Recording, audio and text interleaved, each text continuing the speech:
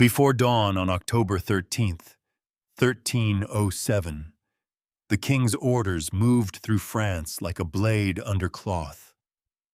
Doors were forced open, men were seized in their beds.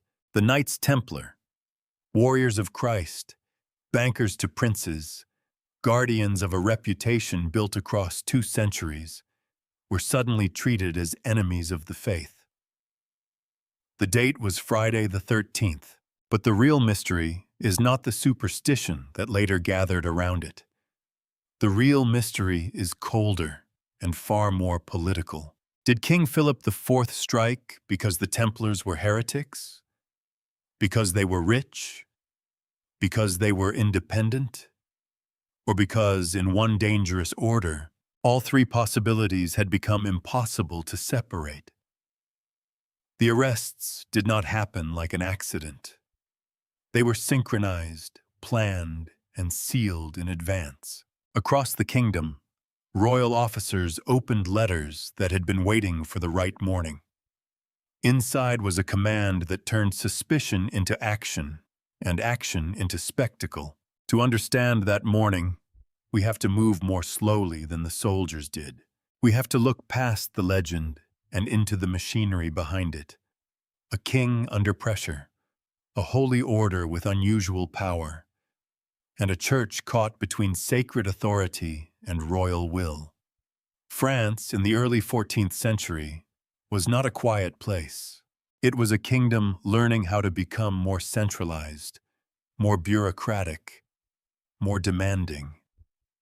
A kingdom where money, law, and faith were beginning to serve the crown in new and unsettling ways. The Templars stood directly in the middle of that transformation. They were monks, but armed, religious, but wealthy, loyal to the Pope yet planted in the lands of kings. Their houses held treasure, records, privileges, and memories of crusades that were already slipping into failure and regret. Before we venture further into the shadows, take a moment to subscribe, so you never miss a secret that history has tried to forget. And as we begin, leave a comment letting us know where in the world you are watching from tonight. It's a reminder of how far these forgotten echoes can reach. Because on that October morning, Philip IV did not merely arrest a group of knights. He opened a case that would blur the line between justice and strategy, confession and coercion, holiness and power. Chapter 2. A holy order too powerful to ignore. To understand why the arrests of 1307 shook Europe so deeply, we have to remember what the Knights Templar had once been. Not a conspiracy, not a hidden empire, not, at the beginning, a vault full of royal secrets. They began as a solution to a dangerous road. After the Crusaders took Jerusalem, pilgrims from Western Europe began making the long journey east in greater numbers. The destination was holy, but the roads around it were not. A traveler could survive the sea crossing, reach the lands of the Bible, and still be robbed or killed on the final approach to the sacred places they had come so far to see. The Templars entered history inside that problem. Their original identity was simple enough to understand. Armed men who lived under religious discipline, dedicated to protecting pilgrims and defending the Christian presence in the Holy Land. In an age that often struggled to separate violence from devotion, they offered a powerful idea. A knight could fight, and yet also belong to something like a monastic order. He could carry a sword, but also take vows. He could live in a world of war, but claim obedience to a spiritual rule. That combination was unusual, and unusually persuasive. The medieval mind did not see contradiction in quite the same way a modern viewer might. Today, monk and soldier feel like opposing categories. In the 12th and 13th centuries, the Templars made the combination look not only possible, but holy. Their discipline, their austerity, and their proximity to the crusading cause gave them a reputation that ordinary noble families found deeply attractive. To support them was not just charity, it was piety with armor on. And support came. Land was donated. Houses were founded. Wealthy patrons gave estates, rents, mills, farms, vineyards, rights of income, and sometimes the sons of noble families themselves.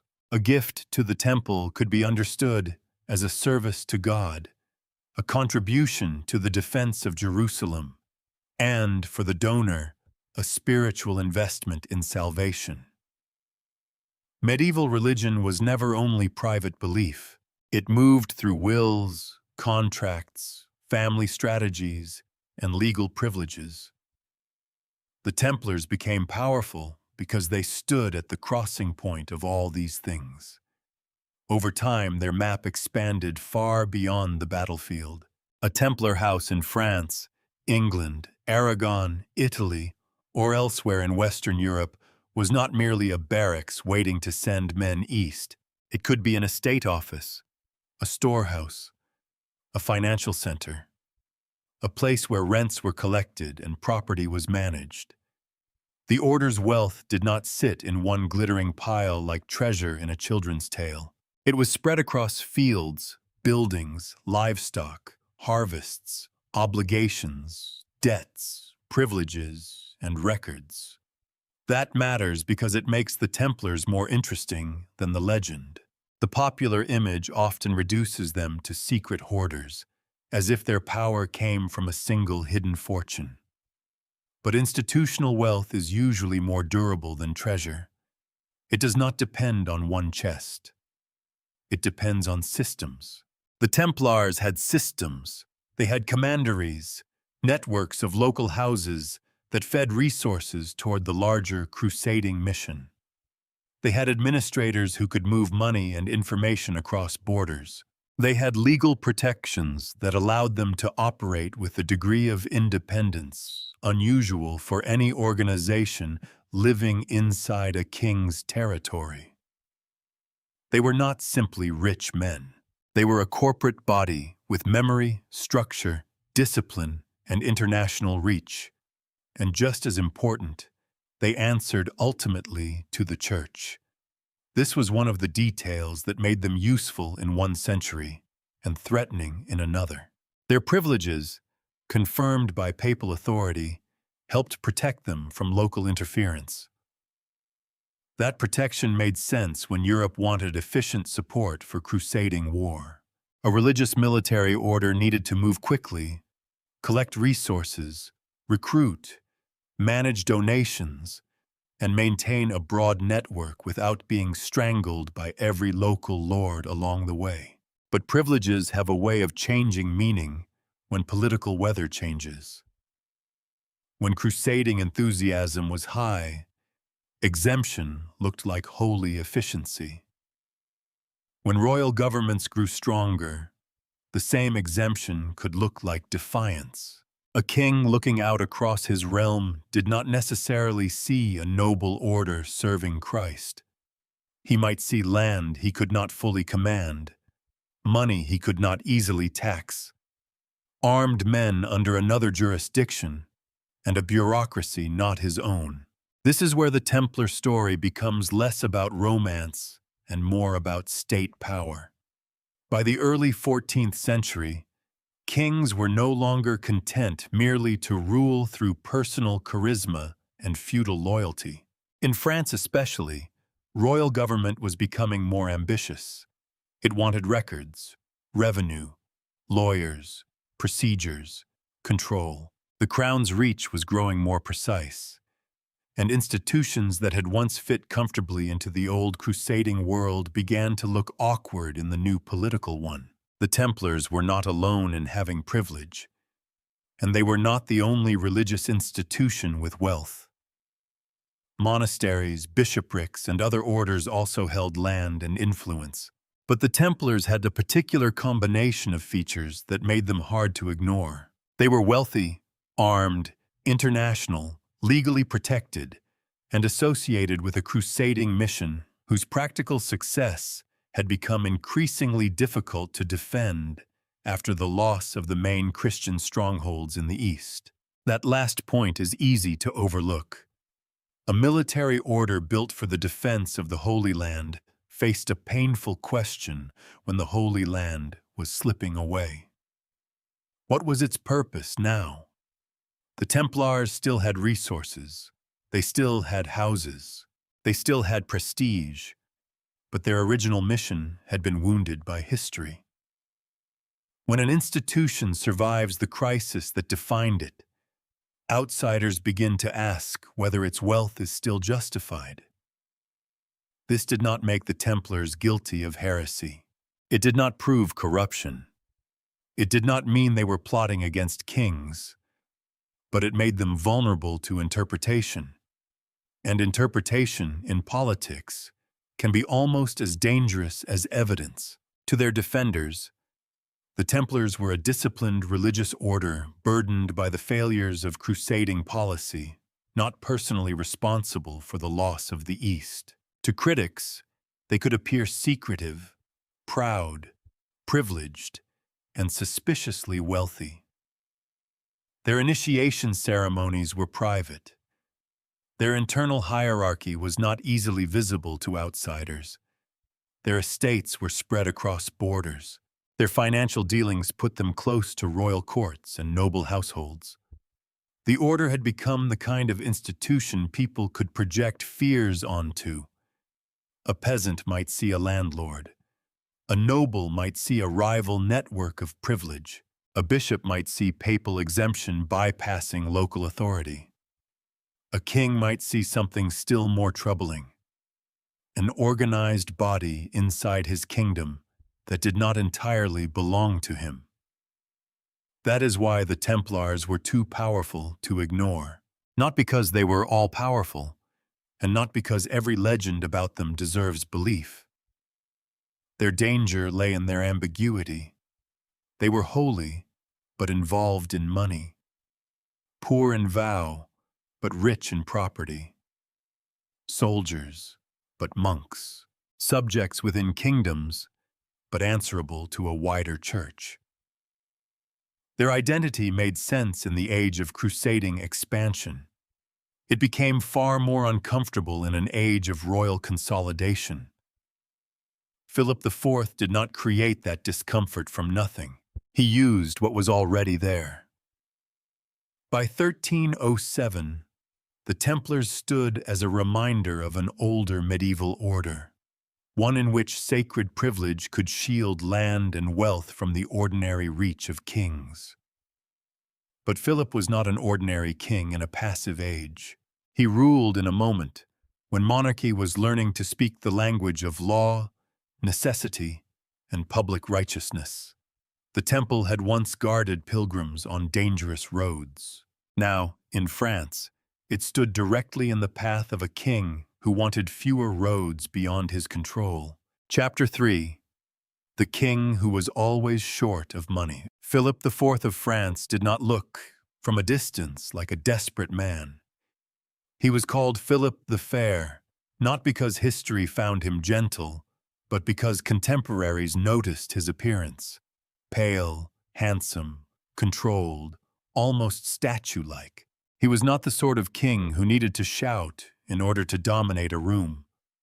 His power worked through distance, through law, through men with documents, seals, and carefully prepared accusations. But beneath that polished surface was a persistent problem that no crown could ignore for long. Money. Medieval kings liked to speak in the language of honor, faith, inheritance, and divine duty. Their treasurers spoke a more stubborn language. War cost money. Administration cost money. Alliances cost money. Royal dignity itself cost money, because a king who could not reward servants, pay soldiers, maintain courts, or defend borders quickly discovered that sacred kingship still depended on very earthly arithmetic. Philip's reign was full of that arithmetic. He inherited a kingdom that was becoming stronger, but also more expensive to govern. France was not yet the modern centralized state we imagine when we hear the word France. It was a patchwork of jurisdictions, privileges, loyalties, towns, church lands, noble rights, customary laws, and royal ambitions pressing outward against all of them. To rule such a place required more than a sword and a bloodline. It required officials, records, courts, taxation, enforcement. Every step toward stronger monarchy demanded revenue. Then came war. Philip's conflict with England over Gascony and his struggle with Flanders placed enormous pressure on the royal treasury. War in this period was not a clean matter of two armies meeting once in a field and settling the question before supper. It could mean campaigns, fortifications, mercenaries, transport, diplomacy, compensation, and the constant need to persuade or compel subjects to contribute. Even victory could be expensive. Defeat was worse. The king responded with the tools available to him, and some of those tools were harsh. He taxed. He borrowed. He debased coinage, altering the value of money in ways that helped the crown but angered people who had to live with the consequences. He targeted groups that could be presented as useful sources of wealth or political leverage. The Jews of France suffered expulsion and confiscation under his rule. Italian merchants and bankers faced pressure as well. These actions were not random outbursts. They belonged to a pattern. When the crown was under strain, Philip looked for wealth that could be justified as vulnerable, suspicious, foreign, privileged, or morally compromised. That pattern matters when we turn to the Templars. It is tempting to reduce the entire story to a simple sentence. Philip owed the Templars money, so he destroyed them. It is a satisfying explanation because it is clean, cynical, and easy to remember. A greedy king eliminates his creditors. The case closes itself, but history is rarely that tidy. Debt may have been part of the atmosphere. Financial pressure certainly shaped the king's choices. Yet if debt alone explained the attack, the scale of the operation becomes harder to understand.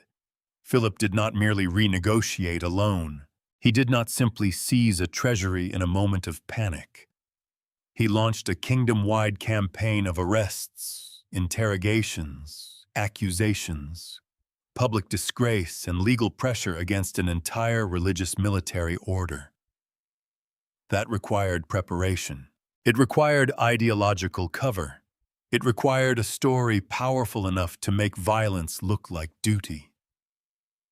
Money explains why Philip may have wanted access.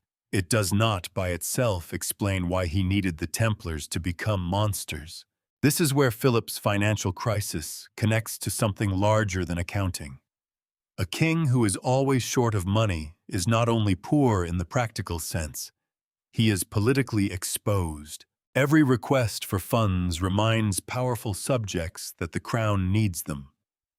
Every loan creates dependency. Every emergency tax risks anger. Every debasement of coinage chips away at trust. A ruler who wants to appear divinely appointed cannot spend too long looking like a man searching the cushions of the kingdom for loose silver. Philip's genius, if we can call it that, was his ability to turn financial necessity into moral action. He did not simply take. He accused. He framed extraction as purification. He cast royal pressure as defense of the realm, defense of order, defense of the faith. This does not mean every accusation he used was invented from pure air, nor does it mean no one within the Templar order had ever behaved badly. Large institutions are rarely spotless, but the king's method was to transform a political and financial problem into a sacred emergency. That transformation was extraordinarily useful. If the Templars were merely rich, then attacking them looked like greed. If they were merely independent, attacking them looked like royal overreach. But if they were heretics hidden inside the clothing of holiness, then the same attack could be presented as protection. Their wealth became suspicious. Their secrecy became evidence. Their privileges became dangerous. Their independence became intolerable. A shortage of money had led Philip toward a deeper ambition, the right to decide which powers inside his realm were legitimate. This is one of the most important ways to read his reign. Philip was not just a cash-starved monarch stumbling from one financial crisis to another. He was a king building a sharper kind of monarchy. His government used trained lawyers and administrators who could turn royal will into formal procedure. They were skilled at making power sound reasonable. They knew how to write accusations, summon assemblies, pressure institutions, and wrap necessity in the language of justice. In that world, money and law were not separate tools. They strengthened each other. When the crown needed money, law helped identify who could be squeezed.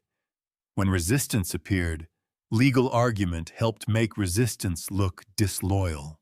When religious authority stood in the way, royal lawyers argued that the king had duties so high, so sacred, that even the church could not simply block him. This was a dangerous idea, and Philip's reign returned to it more than once. The Templars, with their wealth and exemptions, sat at the meeting point of all these pressures. They had resources.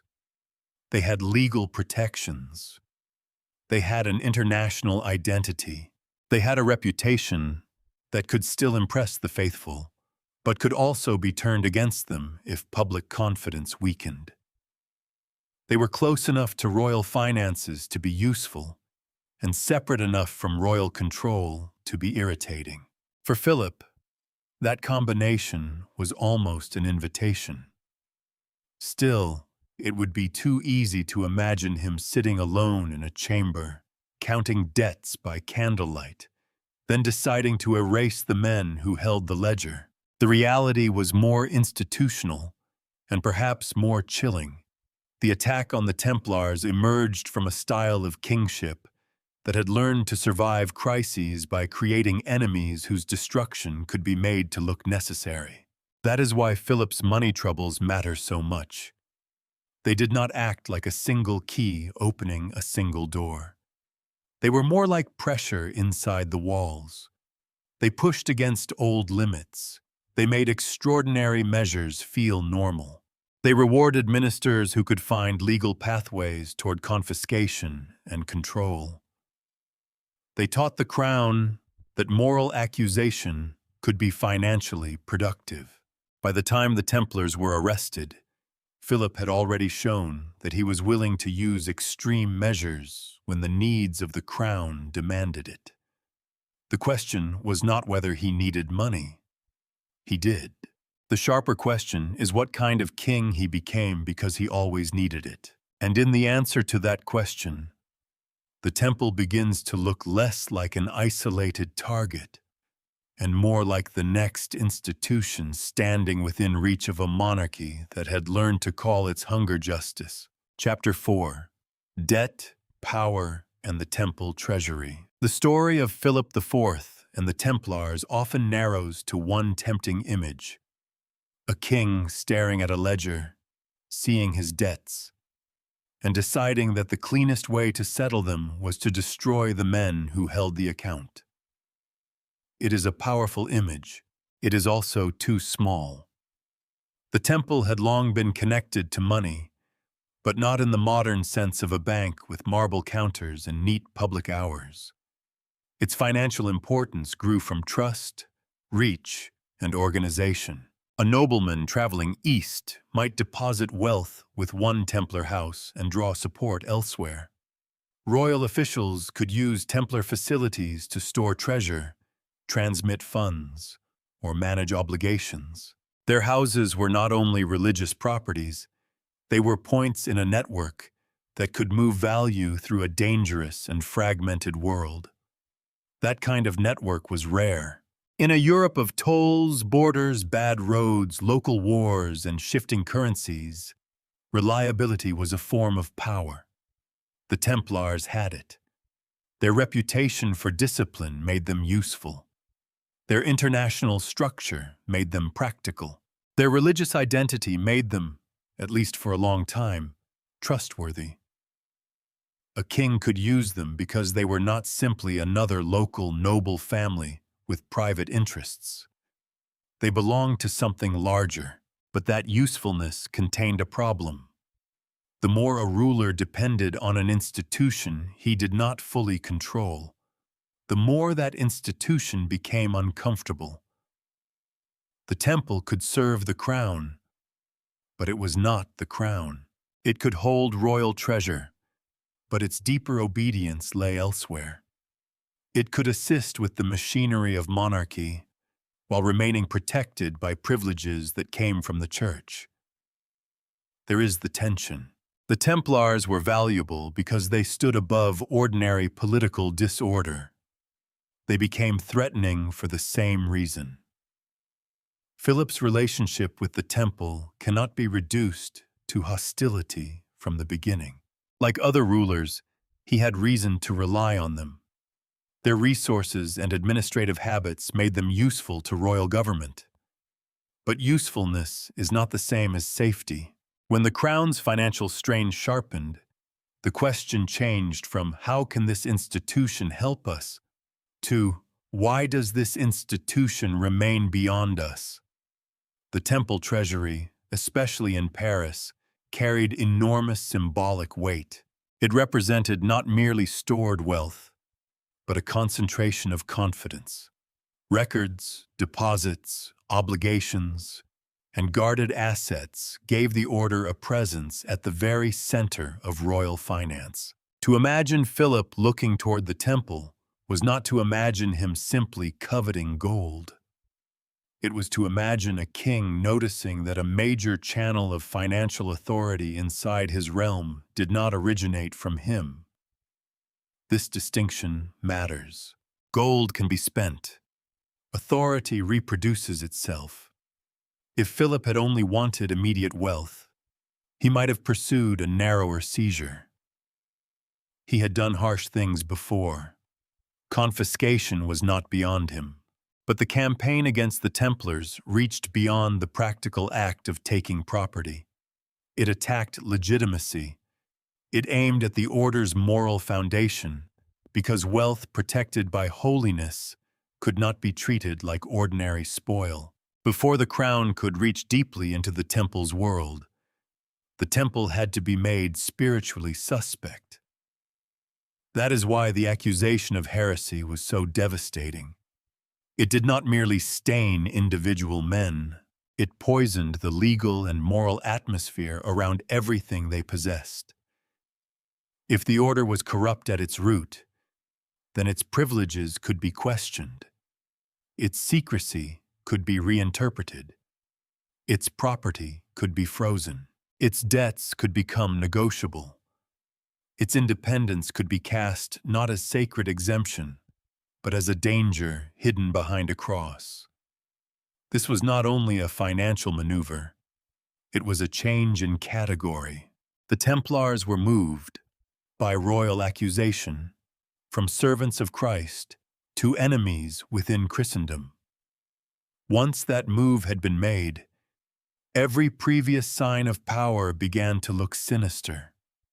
Their wealth no longer proved divine favor or noble generosity. It suggested greed. Their discipline no longer suggested holiness. It suggested concealment. Their private rights no longer suggested internal religious seriousness. They became, in the imagination of the prosecution, the place where unspeakable acts could be hidden. The frightening part is how efficiently a public reputation can be inverted when the right authority applies pressure. A respected institution does not become vulnerable only when it is weak. Sometimes it becomes vulnerable because it has accumulated too much meaning. The Templars had become a symbol of crusading memory, international privilege, military religion, financial trust, and papal protection. Philip's attack did not have to invent their importance. It needed only to turn that importance against them. Debt may have offered the crown a practical incentive. It may have made the temple a more attractive target than a poorer or less connected order.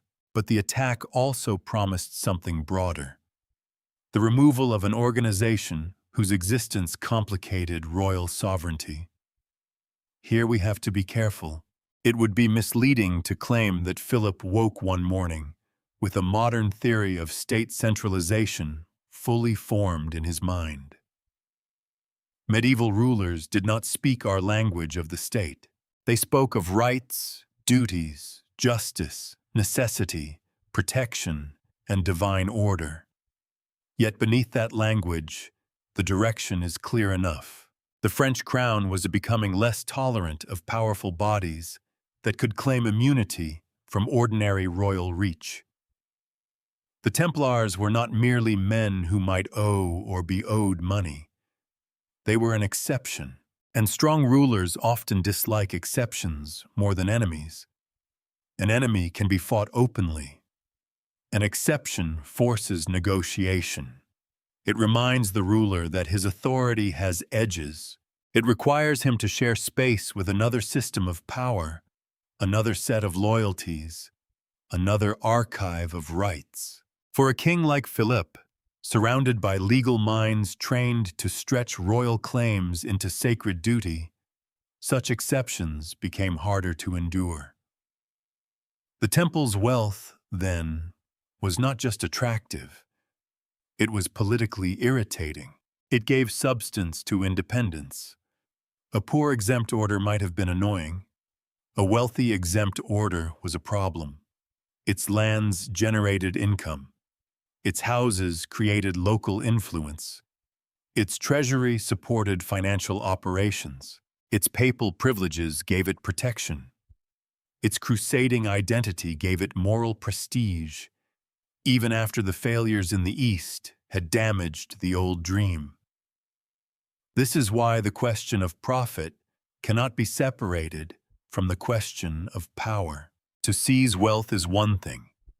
To destroy the institutional body that organized that wealth is another. Philip's campaign did both. It sought relief from financial pressure, but it also struck at the idea that a richly endowed religious order could operate in France with a chain of command running beyond the king. That may be the deeper motive hiding beneath the more obvious one. Not greed instead of politics. Not politics instead of greed. The two were braided together. Money gave the crown a reason to act. Sovereignty gave the act a larger meaning. Heresy gave it a public language. Once those three strands were tied, the Templars were in grave danger. For years they had survived because they were useful, privileged, and holy. By 1307, each of those protections could be reversed. Their usefulness made them financially visible. Their privilege made them politically vulnerable. Their holiness made accusations against them more shocking and therefore more powerful. In the end, the temple treasury was not simply a place where wealth was kept. It was a symbol of a question Philip IV wanted answered in his favor. Who, inside the Kingdom of France, had the right to possess power that the king could not command? The arrests of October 1307 were one answer, a brutal one. Chapter 5. The King versus the Papacy. Long before Philip IV moved against the Templars, he had already tested the limits of sacred authority. The king's conflict with the papacy did not begin as an abstract argument about theology. It began, as so many royal crises did, with money and control. Philip needed resources for war, and church wealth inside France was too large to ignore. Bishops, abbots, monasteries, and ecclesiastical estates were not merely spiritual presences. They were landholders, income collectors, and powerful legal communities. To a king under pressure, the distinction between sacred property and taxable wealth could become inconveniently thin. But the church was not just another noble estate. It claimed a higher jurisdiction. It possessed its own law, its own courts, its own hierarchy, and its own language of obedience. In theory, the Pope stood above kings in matters of the soul, and medieval rulers knew that public conflict with the papacy could be dangerous. A king might command soldiers, but the church commanded sacraments, legitimacy, and fear of damnation. No ruler could treat that lightly. Philip treated it seriously, and then he challenged it anyway. His struggle with Pope Boniface VIII became one of the defining confrontations of the age. Boniface was not a timid pope. He believed in the authority of the papal office with a force that could feel almost imperial. Philip, for his part, was not a king inclined to accept correction from Rome when royal necessity was at stake. Their quarrel hardened into a battle over taxation, jurisdiction, and the question of whether a king could be judged by spiritual power when he claimed to act for the good of his realm. The deeper issue was not simply who could collect money, it was who had the final word. That phrase sounds modern, but the medieval world was full of overlapping final words. A lord had rights, a bishop had rights, a town had rights, a monastery had exemptions, a pope had universal claims, a king had sacred duties. The system worked as long as no one pressed every claim to its furthest edge at the same time. Philip's reign pressed hard. His lawyers helped him do it with unusual precision. This is where the personality of government matters as much as the personality of the king. Philip surrounded himself with legal minds who understood that power could be advanced not only through armies, but through arguments. They could frame royal policy as the defense of justice. They could present resistance to the crown as disorder. They could make a king's need appear as the realm's need, and the realm's need appear almost sacred. In their hands, politics acquired the cold polish of legal inevitability. Boniface VIII became the object of this method. The conflict escalated until Philip's agents and allies attacked the Pope politically, legally, and finally physically at Anagni in 1303. In an episode that shocked Europe, even if its exact emotional details were later embroidered. The Pope survived the immediate confrontation, but he died soon after. Whatever one makes of the causes, the symbolism was unmistakable. A French king had shown that he was willing to pressure, accuse, and humiliate even the highest religious authority on earth. That fact hangs over the Templar affair, like a storm cloud still carrying yesterday's thunder. Because the Templars technically belonged to the Church, they were not a French royal order. Their privileges came through papal approval. Their ultimate discipline and judgment should have been a matter for ecclesiastical authority, not a unilateral royal strike. If Philip could arrest them across France before the Pope controlled the process, then the question was no longer only whether the Templars were guilty. The question was whether the king could force the Church to deal with guilt on his terms. After Boniface came Clement V, a very different figure placed in an impossible landscape. Clement was French by origin, and his papacy unfolded under the shadow of Philip's power. It would be too crude to describe him merely as a puppet, because popes still had their own concerns, obligations, and strategies. But it would be equally naive to pretend he acted in a free and open field. Philip had already demonstrated what happened when a pope became an obstacle. Clement knew the memory of Boniface was not ancient history. It was recent, raw, and politically useful. The rise of Clement changed the atmosphere around the temple. Philip no longer faces the same kind of papal opponent. He faced a pope who had reasons to avoid direct collision, reasons to manage scandal carefully, and reasons to preserve whatever authority the papacy could still claim after the trauma of the previous conflict. The Templars, therefore, stood at the intersection of two wounded powers, a monarchy growing more aggressive, and a papacy trying not to be broken further. This is why the attack on the order cannot be read only as a domestic French matter. It was also part of the struggle over who could define religious danger. If the Pope alone judged the Templars, Philip's control weakened. If the king alone judged them, papal authority was humiliated. The actual process became a tense, unstable compromise in which royal initiative dragged ecclesiastical authority behind it. The crown acted first. The church reacted under pressure. The legal language remained religious, but the momentum was political. That imbalance shaped everything that followed. Philip's government understood the power of a moral emergency. Once the Templars were accused of heresy, the Pope could not simply ignore the case without appearing indifferent to corruption inside a major religious order. Yet if Clement accepted Philip's version too completely, he risked admitting that the king could bypass papal jurisdiction whenever he produced accusations dramatic enough to frighten the public. The Pope had to investigate. But the investigation began after the royal machine had already seized bodies, documents, and reputations.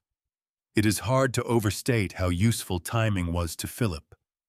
By acting suddenly, he created facts on the ground. The Templars were not politely summoned into a neutral inquiry. They were arrested. Their goods were placed under control. Their leaders were isolated. Their name was publicly stained. Their alleged crimes were described in language so repulsive that hesitation itself could be made to look suspicious. Once an accusation of hidden heresy entered the air, the old presumption of holiness became fragile. This is the grim intelligence of Philip's strategy. He did not need to defeat the papacy in a grand theoretical debate. He needed to create a situation in which the Pope's safest choices were all bad. Resist the king and risk another confrontation between France and Rome. Defend the Templars too openly and seem soft on heresy. Accept the king's process and surrender part of the church's own authority over its religious orders. Clement's position was not enviable, but for the Templars, it was disastrous. Their protection depended on papal authority being strong enough to shield them from royal appetite. By 1307, that shield had dents in it. The conflict with Boniface had shown that Philip could drag spiritual power into the courtroom of royal necessity. Clement's dependence on political caution meant the temple could no longer rely on Rome to intervene swiftly and decisively. This does not mean Philip's victory was guaranteed from the first morning. The case would become messy. Evidence would conflict. Confessions would be challenged. Papal investigators would sometimes reach conclusions that complicated the king's story. But the larger balance had already shifted. Philip had forced the papacy onto defensive ground, and that may be one of the most revealing aspects of the entire affair. The Templars were accused of crimes against God, yet the machinery that moved against them reveals a very human contest over jurisdiction, prestige, and fear. Heresy was the word that made the case sacred. Royal power was the hand that made it move. In the older crusading world, the temple had drawn strength from the Pope's blessing. In Philip's France, that blessing was no longer enough. Chapter 6. Building the accusation. A financial problem can be argued about. A political rivalry can be negotiated. A jurisdictional dispute can be buried under enough parchment to keep lawyers comfortable for years. But heresy was different. Heresy had a smell of contagion. It suggested corruption not at the edge of society, but inside the soul. It turned suspicion into emergency. It made patience feel dangerous. And for Philip IV, that was precisely its usefulness. The accusations brought against the Templars were not mild complaints about bad management or excessive wealth. They were crafted to strike at the sacred identity of the order itself. The men who had once been celebrated as defenders of Christianity were accused of denying Christ, spitting on the cross, performing obscene rites, exchanging improper kisses, worshipping mysterious idols, and practicing forms of blasphemy that seemed designed to horrify ordinary believers. The shock was part of the weapon. To modern ears, some of the charges sound so extreme that they almost announce themselves as propaganda. But in the medieval world, accusations did not have to sound moderate in order to be effective.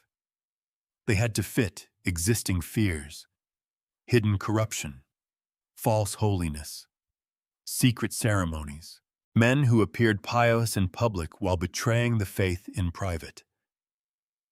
These were powerful ideas in a society where salvation was not a metaphor, but the central drama of life.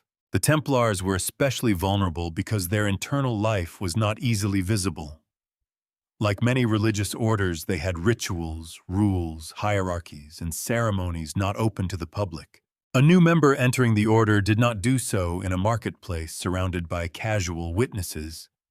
He entered through a controlled process, under the eyes of men already bound to the institution. Privacy did not prove wrongdoing, but it gave hostile imagination a room to work in. And once royal investigators began describing that private world as a theater of blasphemy, ordinary secrecy could be made to look like concealment. This is one of the darker lessons of the Templar affair. Suspicion often grows strongest where outsiders cannot easily check it. The less visible a practice is, the more it can be filled with rumor. A closed door may hide nothing more than discipline, embarrassment, or tradition.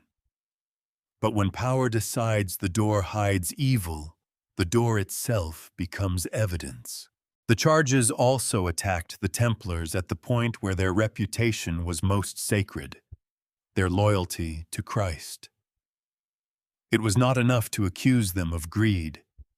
Many people were greedy. It was not enough to accuse them of arrogance. Privileged institutions often inspired resentment. But denial of Christ was something else. If true, it meant the order's entire public meaning had been a lie. The white mantle, the cross, the vows, the crusading memory, all of it could be recast as disguise. That inversion was devastating. A less dramatic accusation might have damaged the order. These accusations threatened to erase it. The charge of idolatry served a similar purpose. The alleged idol, sometimes described in strange and inconsistent ways, gave the case an atmosphere of hidden worship.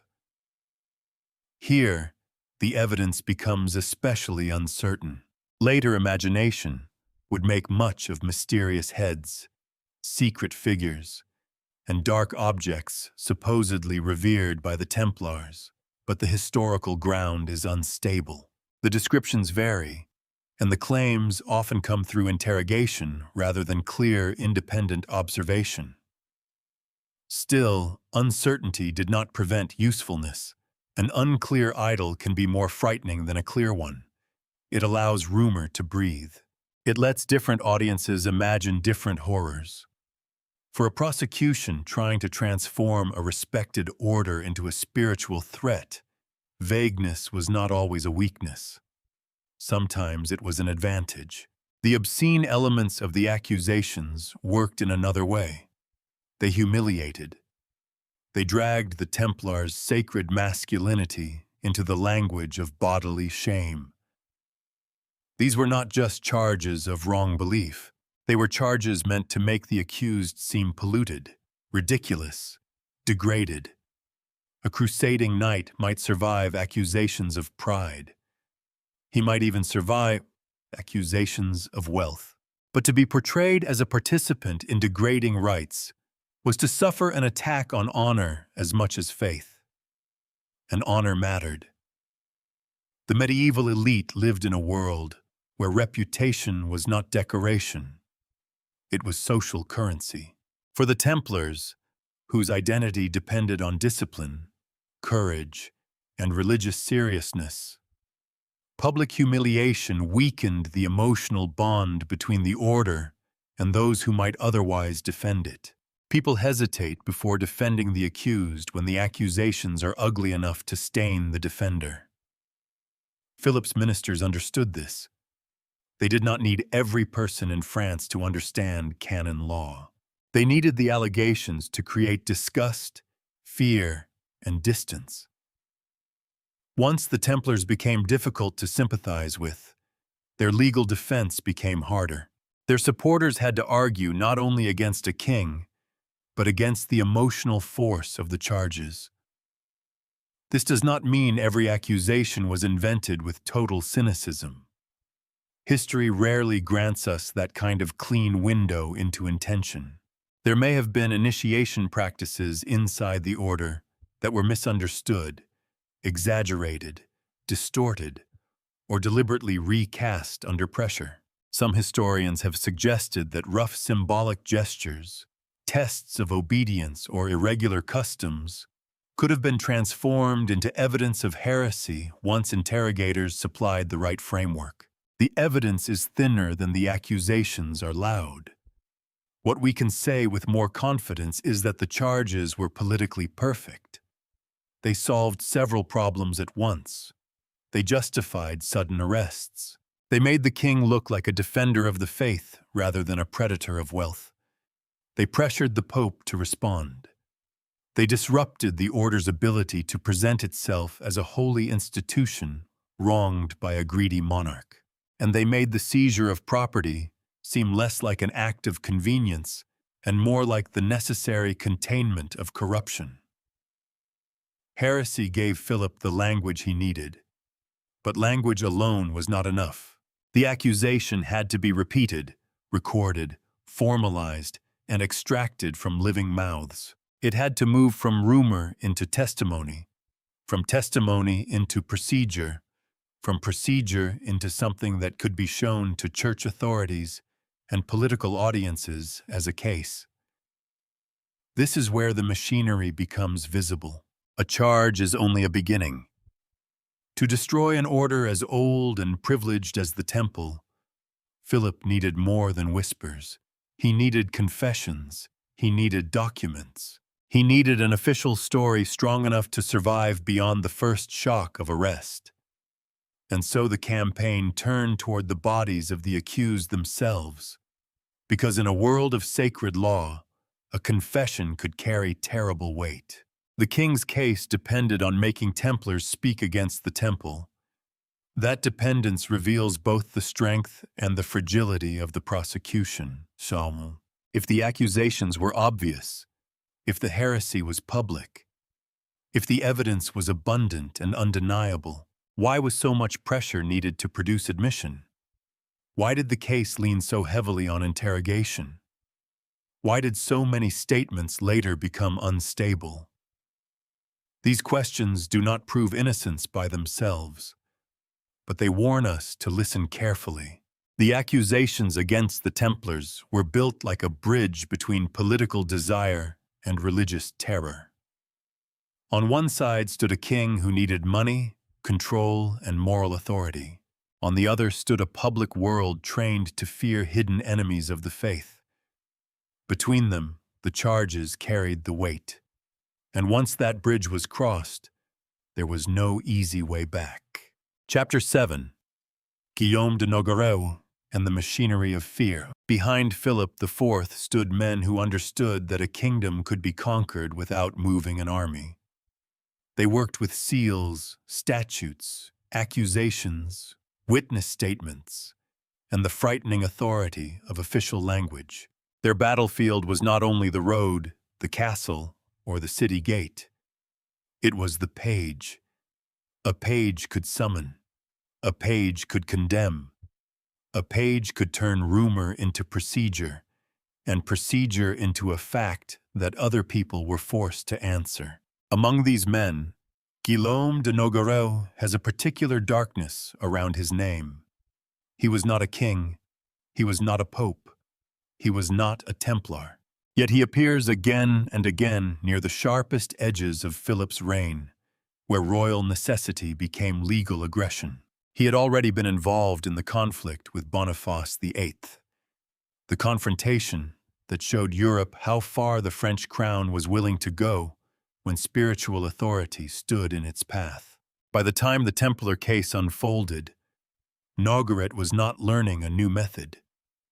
He was applying a familiar one to a new target. The method was accusation shaped into inevitability. That may sound dry, but it was anything but harmless. Medieval legal culture had immense respect for form. A charge properly written, a procedure properly opened, a confession properly recorded. These could give violence the appearance of order. The sword did not disappear. It simply stood behind the clerk. Nogaret and the royal ministers around Philip understood that public power needed a script. A king could not simply wake one morning and say, "I want this order destroyed because it is too rich and too independent." That would have sounded naked, even by medieval standards. The action had to be clothed in duty. It had to appear reluctant, grave, and necessary. The crown had to look not like a hunter, but like a physician cutting disease from the body of Christendom.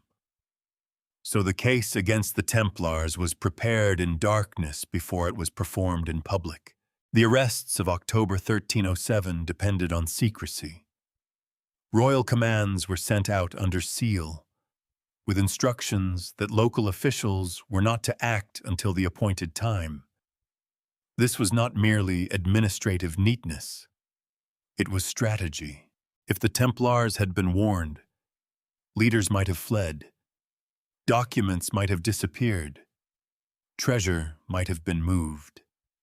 And the order might have appealed quickly to ecclesiastical protection. Surprise was the crown's first victory. There is something chilling in that coordination. France was not a modern state with instant communication, police databases, and centralized surveillance.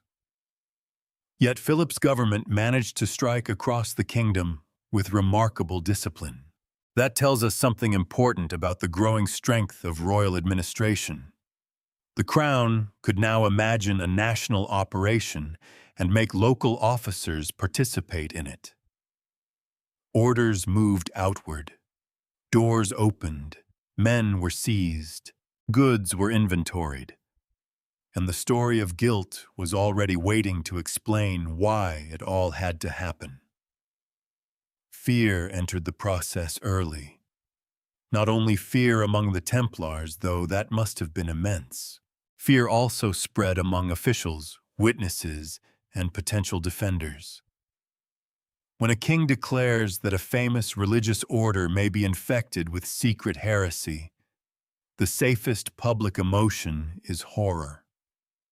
Sympathy becomes risky. Skepticism becomes suspicious. Even silence can feel dangerous if the machinery is listening. This was one of the crown's greatest advantages. It controlled the first telling of the story.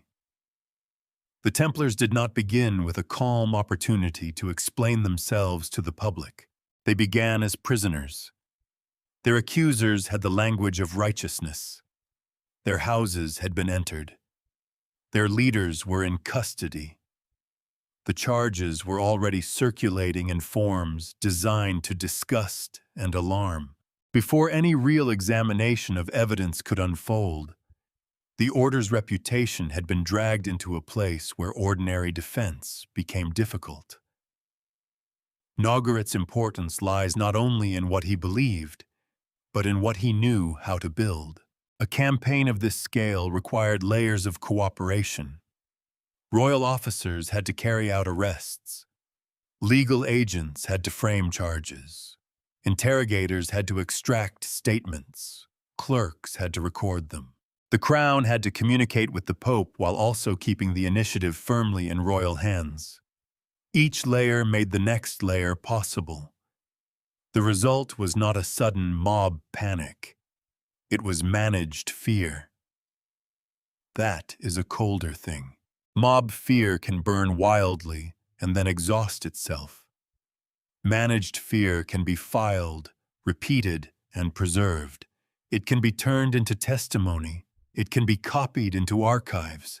It can be presented to assemblies and churchmen as proof that something terrible has been uncovered. By the time doubts arise, the accusation has already acquired weight simply by being processed. This is one of the most unsettling features of the Templar affair. The legal machinery did not merely investigate fear, it produced it. The secrecy of the order became suspicious because officials described it that way. The confessions became powerful because interrogators forced them into words.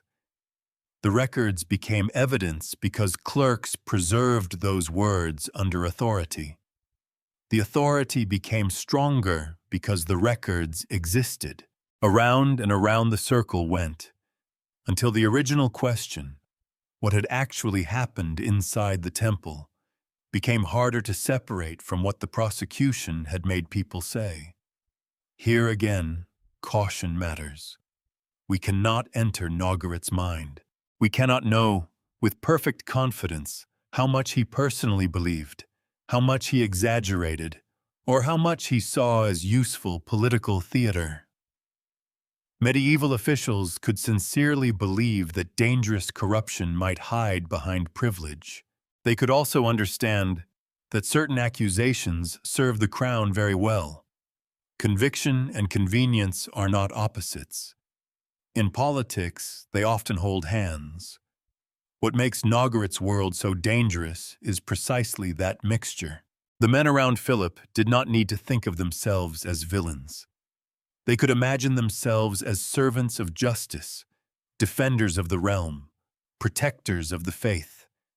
Disciplined men doing hard things in a corrupt age. That is often how severe power justifies itself. It does not say, I am afraid of losing control. It says, I am restoring order, and order, once invoked, can excuse a great deal.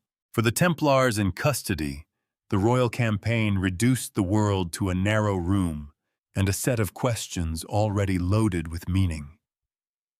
The interrogator did not come as a curious listener. He came with a map of guilt.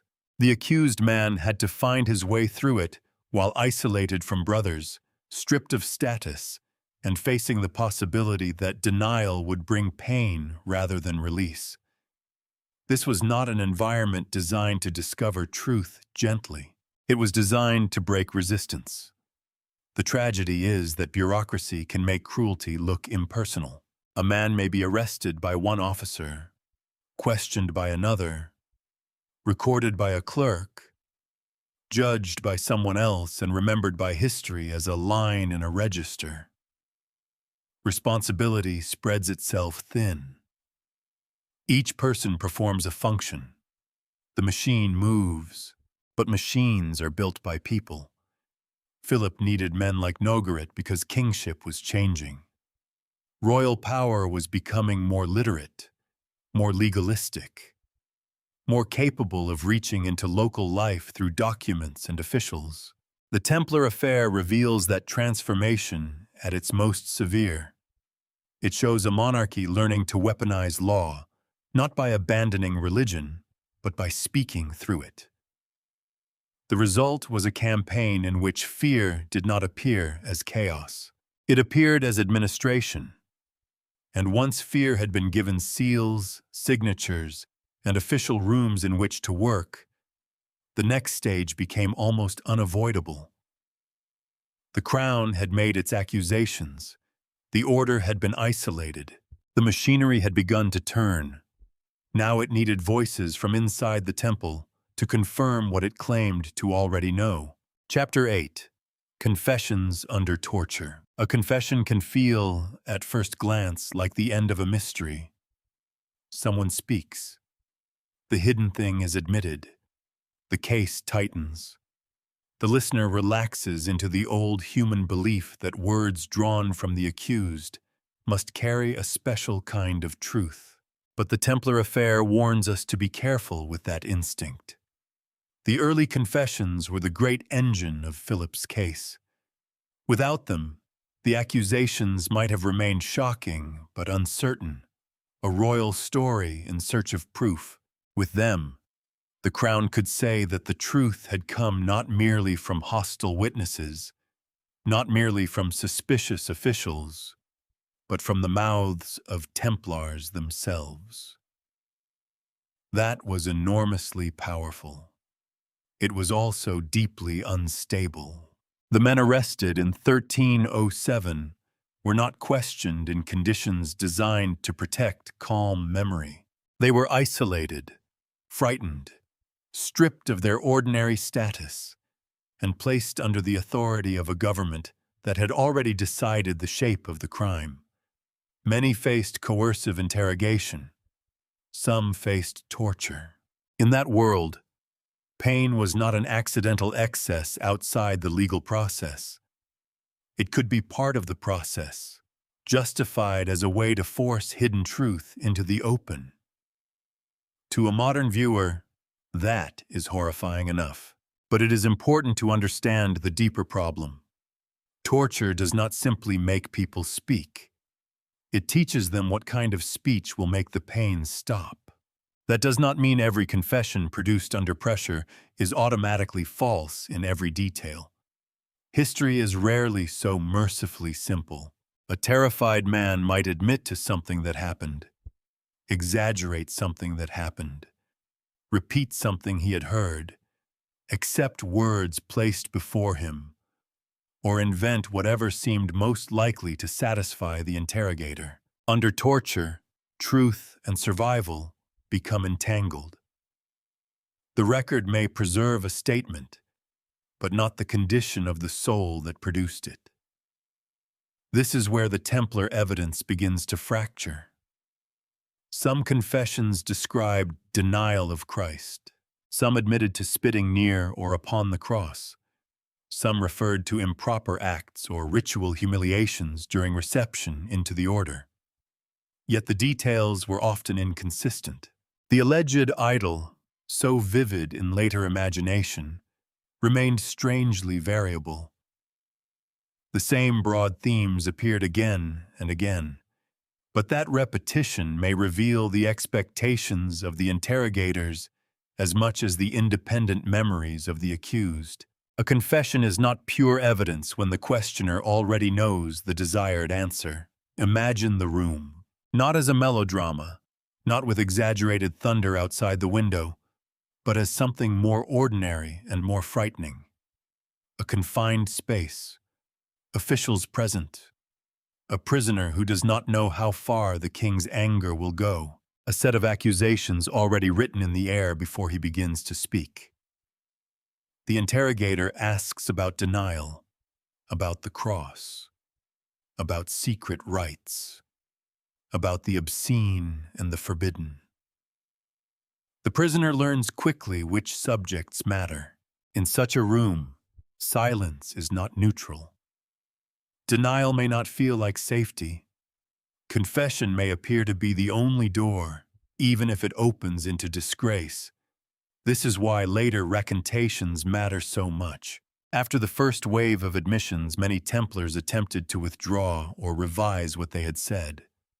Some insisted that they had confessed because of torture or fear. Others denied that the order as a whole was heretical, even if they had earlier admitted to specific acts. The prosecution's moral foundation depended on confession, but recantation showed that those confessions were not solid stone. They were more like wet clay, shaped by pressure, then reshaped when the pressure changed. And the authorities knew how dangerous that was. A recanted confession threatens more than a single line of testimony. It threatens the story that the process has revealed truth. If men confess under royal power and then deny under different conditions, the observer has to ask which voice is closer to reality. The first, when fear was greatest. The second, when punishment remained possible but the immediate grip may have loosened. There is no easy answer. But the uncertainty itself weakens the clean narrative Philip needed. The case against the Templars depended on making the order appear secretly rotten from within. Recantation made it possible to imagine something else. Not a hidden religion of blasphemy, but a system of interrogation capable of manufacturing the appearance of one. That possibility haunted the entire affair. Here we should resist the opposite simplification as well. The Templars were not angels carved from white stone. They were a large medieval institution, shaped by war, wealth, hierarchy, and secrecy. It is possible that some initiation customs were harsh, strange, or badly controlled. It is possible that symbolic tests of obedience existed in forms that later looked scandalous when described outside their setting. It is possible that isolated abuses occurred. Large institutions produce irregularities. Closed institutions protect them too easily. But isolated irregularity is not the same as collective heresy. That distinction is the narrow bridge on which the whole case trembles. Philip's prosecution needed the crimes to be systemic. The accusations had to reach beyond a few misbehaving brothers. They had to stain the order itself, because only then could the temple be treated as a corrupt body rather than a community with internal problems. Torture helped create that systemic appearance by pulling similar admissions from many men under similar pressure. The pattern looked impressive. The method made it suspect. There is a grim circularity here. The more men confessed, the more the accusations seemed proven. The more proven they seemed, the more pressure could be justified against those who resisted. The more pressure was applied, the more confessions appeared. Once such a circle begins, it can become difficult to tell where evidence ends and machinery begins. For the individual Templar, the choice was almost impossible. Confess, and he might save his life for the moment while condemning himself, his brothers, and the order to disgrace. Deny, and he might face renewed suffering or be treated as obstinate. Recant, and he risked being seen not as corrected, but as relapsed. A far more dangerous position in a world where heresy was not merely error, but rebellion against sacred truth. This is why the later deaths of some recanting Templars carry such weight. Their fate showed that changing one's testimony could be fatal. The legal system did not simply collect speech. It punished speech that moved in the wrong direction. The human cost of this is easy to lose behind the famous names. Jacques de Molay stands in the memory of the affair, but hundreds of lesser-known brothers lived through the same collapse without leaving a heroic final image. Some were old. Some were administrators more than warriors. Some may never have seen the Holy Land. They had joined an order that promised spiritual discipline and collective purpose. Suddenly, that order became a trap around them. Their own words became weapons.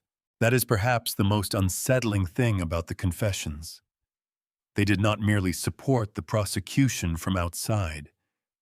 They made the accused participate in the destruction of the institution that had formed them. Pain, and fear turned brothers into evidence. The temple was made to speak against itself. And yet, because many later recanted, the record never becomes as clean as Philip's government wanted it to be. Instead, it leaves us with a darker kind of archive. Statements taken under pressure, denials made under danger, admissions that may contain fragments of truth, and official records shaped by men who had every reason to produce guilt. The historian who enters this material has to move slowly. Too much skepticism, and one ignores the possibility that something troubling did exist inside the order. Too much trust, and one mistakes the sound of coercion for the sound of truth. What survives is not certainty.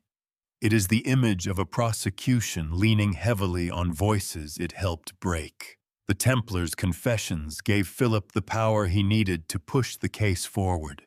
Their recantations gave history the doubt that never fully left it. Chapter 9.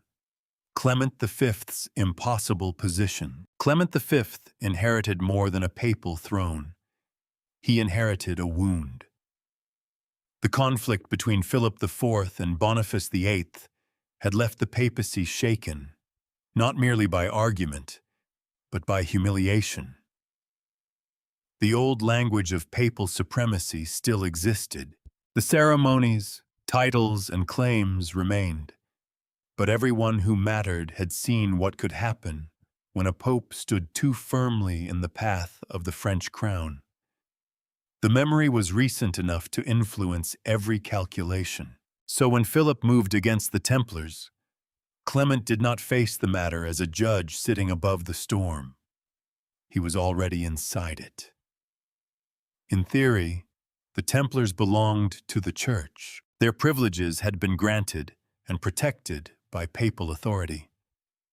Their order was not a French royal corporation that Philip could simply dismantle at will. If the brothers were accused of heresy, the Pope had both the right and the duty to investigate. That was the formal structure. On parchment, the path looked clear. Reality was much more uncomfortable. Philip had acted first. That single fact changed everything. By the time Clement could fully shape the process, the king had already arrested Templars across France, seized the initiative, circulated horrifying charges, and begun extracting confessions. The Pope was not being asked to consider a calm accusation before any harm was done. He was being asked to respond after the crown had created a public emergency. This was a trap of timing. If Clement condemned Philip's actions too strongly, he risked direct conflict with a king who had already shown himself willing to attack papal authority. If he appeared too slow, too cautious, or too sympathetic toward the Templars, he could be accused of protecting heresy. If he accepted the king's case too quickly, he surrendered the Church's own jurisdiction over one of its most famous orders. There was no position available that did not cost him something. This is why Clement's conduct can look contradictory.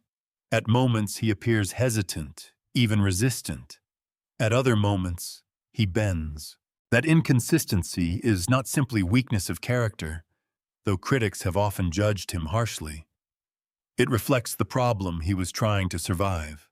He needed to preserve papal authority while dealing with a king who had already made papal authority look negotiable. The Templars, meanwhile, were trapped between those powers. Their hope lay in the Church, reclaiming the case from the crown. If Clement had been able to assert control immediately, the process might have unfolded differently. Interrogations may still have occurred. Accusations may still have been tested. And the order may still have faced serious consequences, but the rhythm would not have been the same. The initial violence of royal action had already shaped the field on which every later inquiry had to stand. The Pope eventually ordered broader action against the Templars beyond France, but the responses elsewhere did not always match Philip's severity. That contrast matters. because it suggests that the French campaign was not simply the unavoidable response to universally obvious guilt. In France, the case had been prepared and driven by royal force. Elsewhere, where the same political pressure was weaker, the affair could move more slowly, more skeptically, or with less ferocity. Clement had to see that. He also had to see that Philip was not likely to let the matter fade. The French king had invested too much. He had publicly accused the order of crimes so extreme that retreat would have damaged the crown's credibility. He had seized property and imprisoned men. His ministers had built a case that framed the attack as a defense of the faith. A quiet papal dismissal would not merely free the Templars. It would imply that the King of France had committed a grave injustice against a holy order. Philip could not easily accept that. Clement could not easily declare it. Between those two impossibilities, the Templar case dragged forward. There is a certain sadness in Clement's role because his authority was real, but cramped. He was not powerless, yet he was not free. He could question, delay, modify, and investigate. He could send papal representatives. He could insist that the affair belonged to the Church. But the king controlled prisons, pressure, public momentum, and the political weather in France. The Pope held the keys of spiritual judgment. Philip held many of the bodies. That imbalance gave the crown a brutal advantage. The moral burden on Clement was immense. If the accusations were true, then hesitation endangered Christendom. If they were false, then compliance helped destroy innocent men and corrupted the very idea of ecclesiastical justice. Worse still, the evidence was not clean. Confessions existed, but many were obtained under coercion. Recantations followed. The charges were shocking, but their details varied. The order's secrecy made suspicion easy, but suspicion was not proof. A stronger pope might have resisted more openly. Perhaps. But a stronger pope might also have faced open rupture with France, and that could have endangered the papacy in ways Clement could not dismiss. The medieval church was not an abstract spiritual machine floating above politics. It needed alliances, territories, income, obedience, and the cooperation of rulers. A pope could speak in universal terms, but he still had to govern in a world of armed kings. Clement's tragedy was that every path through the Templar affair threatened the dignity of his office. If he defended the Templars, he might look soft on heresy and provoke Philip. If he abandoned them, he confirmed that royal pressure could bend papal judgment. If he tried to split the difference, he risked appearing evasive, uncertain, and weak. The case demanded a clean answer from a world that had not provided him clean evidence. This is what makes the affair so revealing. It shows not only the destruction of the Templars, but the changing balance between monarchy and papacy. The older medieval dream imagined a Christian order guided by spiritual authority, with kings ruling under the higher horizon of the Church. Philip's actions suggested a different future. Kings who could use sacred language while forcing sacred institutions to accommodate royal will. Clement did not create that shift by himself, but he lived inside it, and the Templars paid the price. As the investigations continued, the Pope's position became less a throne above competing claims and more a narrow bridge over a ravine. On one side was the duty to judge according to the Church's own standards. On the other was the pressure of the most powerful monarch in Europe, a king whose government had mastered the art of making political necessity sound like holy obligation. Clement tried to keep the bridge from collapsing, yet the longer the case continued, the more the original question changed. It was no longer only, were the Templars guilty? It became, who has the power to decide what guilt means, and what must happen once guilt is alleged? In that question, Philip had already moved ahead. Clement could still examine. He could still absolve individuals. He could still hesitate over the fate of the order. But he could not restore the innocence of the first morning before the arrests, before the rumors, before the confessions, before the public stain. The Pope remained the spiritual judge, but Philip had made himself the author of the crisis. Chapter 10. The Chinon Parchment. There is a document at the center of this story that does not behave the way a simple villain's confession should. It does not clear the Templars in a broad, triumphant way. It does not prove Philip IV invented every accusation from nothing. It does not turn the affair into a clean tale of innocent knights and wicked politicians. Its importance is quieter than that. The Chinon Parchment shows that in 1308, when papal investigators questioned leading Templars, the result was not the straightforward condemnation many people assume. After the leaders confessed to certain acts, they were absolved from heresy by representatives of the Pope. That detail changes the temperature of the whole case, because if the highest-ranking Templars had simply been exposed as hardened enemies of the faith, absolution would be difficult to understand. The Church did not treat heresy as a small administrative stain. It was a wound to the soul and a threat to Christian order. To absolve these men meant that papal investigators recognized a distinction between grave misconduct, coerced or shameful rituals, confused admissions, and settled heretical belief. That distinction is where the mystery deepens. The prosecution needed the Templar order to appear corrupt at its root. It needed a body of men whose private ceremonies revealed a secret betrayal of Christianity. But the Chinon material suggests something more complicated.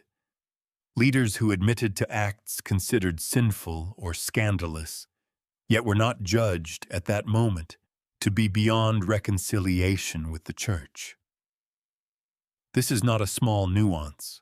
It is the sort of nuance that ruins propaganda. Political stories prefer hard edges, guilty or innocent, holy or corrupt, loyal or treacherous. Philip's case worked best when the Templars could be placed entirely on one side of the line. The Chinon Parchment shows a church authority, under pressure, but still exercising judgment, drawing the line in a less convenient place. The leading brothers were not simply embraced as innocent, but neither were they treated as irredeemable heresiarchs. They were absolved. That word matters. In medieval religious life, absolution was not public relations. It belonged to the language of sin, repentance, confession, and restoration. It did not mean nothing happened. It did not mean the accusations were meaningless. It meant the Church still saw a path by which these men could be reconciled to the faith. For Philip, that was dangerous. His campaign depended on moral finality. If the Templars were guilty only of disordered initiation customs, abusive traditions, or symbolic acts that had become detached from proper religious meaning, then reform might be possible. Punishment might be necessary. Leaders might be disciplined. Practices might be condemned. But dissolution of the entire order would be harder to justify. If, however, the order was heretical in its essence, then destruction became easier to present as purification. The Chinon Parchment sits between those two possibilities, like a stone in the machinery. It does not stop the machine, but it tells us the machine was not running on uncontested truth. This is why the document is so valuable to anyone trying to understand the affair without falling into legend. The Templars were not found purely innocent by every churchman who examined them. Nor were Philip's accusations accepted everywhere with equal confidence. The real historical landscape is uneven. Confessions, recantations, papal hesitation, royal pressure, local variation, and documents like Chinon that refuse to let the story settle into one easy shape. The parchment also reminds us that medieval justice was not a single voice speaking from a single room. There were royal interrogators, papal commissioners, local bishops, councils, prisons, clerks, witnesses, accused men trying to survive. Each layer produced its own records and its own pressures. To read one layer as the whole truth is to mistake a fragment of the process for the process itself. Philip's version was loud because he moved first and controlled much of the early violence. The papal record could be quieter, slower, and more cautious, but that did not make it irrelevant. At Chinon, the leading Templars were still prisoners of a collapsing world. Their words cannot be treated as perfectly free. Their confessions cannot be separated entirely from fear, exhaustion, and the knowledge that the king's government had already marked the order as contaminated. But the response of the papal investigators is still revealing. They did not simply confirm the royal image of an order damned beyond repair. They made room for repentance. That room was narrow. It may even have been politically fragile. But it existed, and once we see it, the later suppression of the order becomes more difficult to interpret as the automatic result of proven guilt. A pope who could absolve the leaders from heresy in 1308 would later preside over the end of the order in 1312. That movement from absolution to dissolution is not a straight road.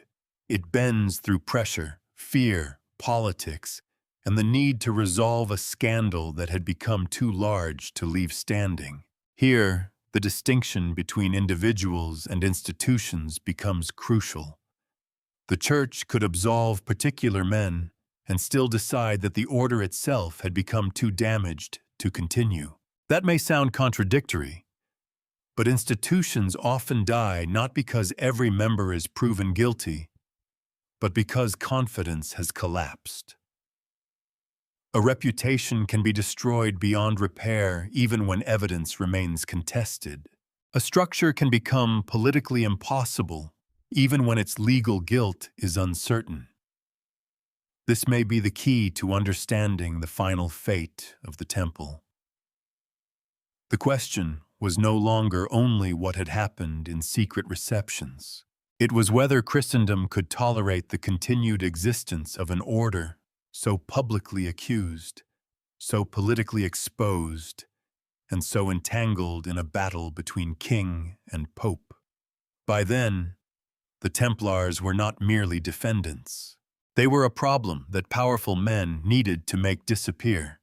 Chinon shows that disappearance was not inevitable because guilt was clear. It became possible because ambiguity itself had become dangerous. That is a grim conclusion, but a historically useful one. The parchment does not rescue the Templars into romance. It does not prove a hidden treasure, a secret bloodline, or any of the later fantasies that gathered around the name.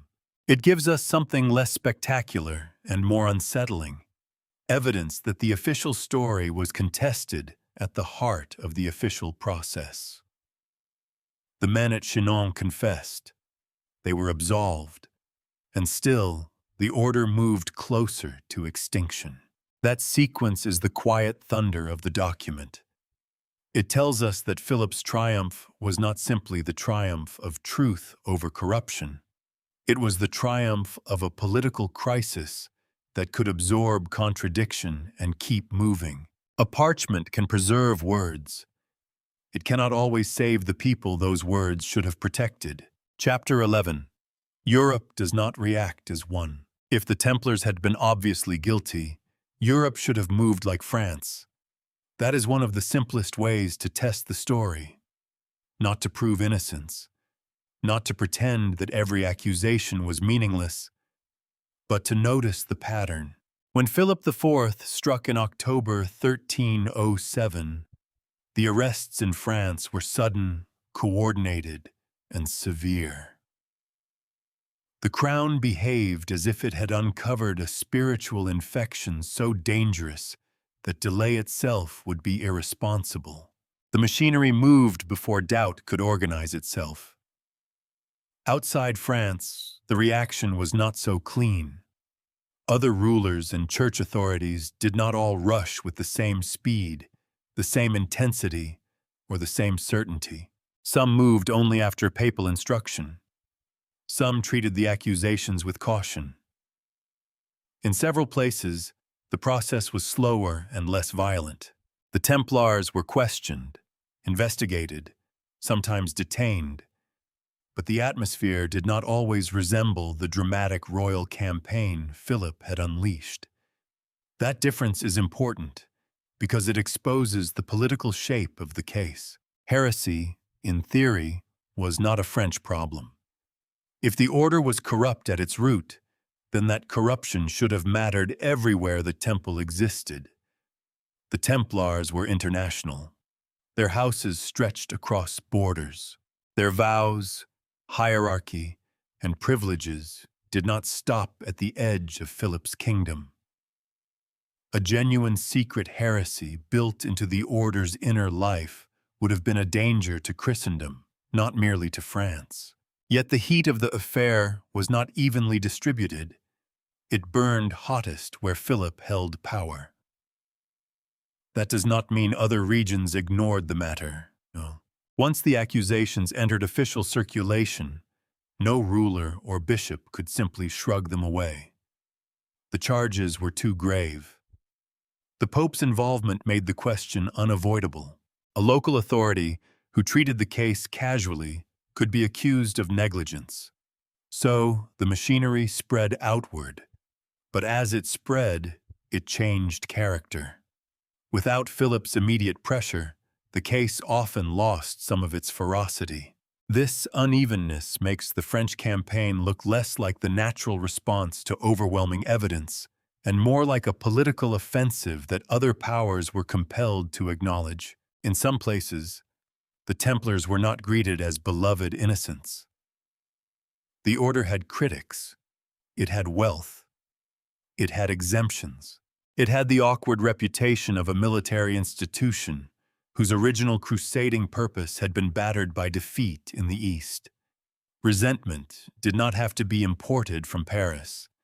It already existed in different forms across Europe. But resentment is not the same as conviction. A ruler might envy Templar property and still hesitate to accuse the order of secret blasphemy. A bishop might dislike papal exemptions and still be cautious about declaring an entire religious order rotten.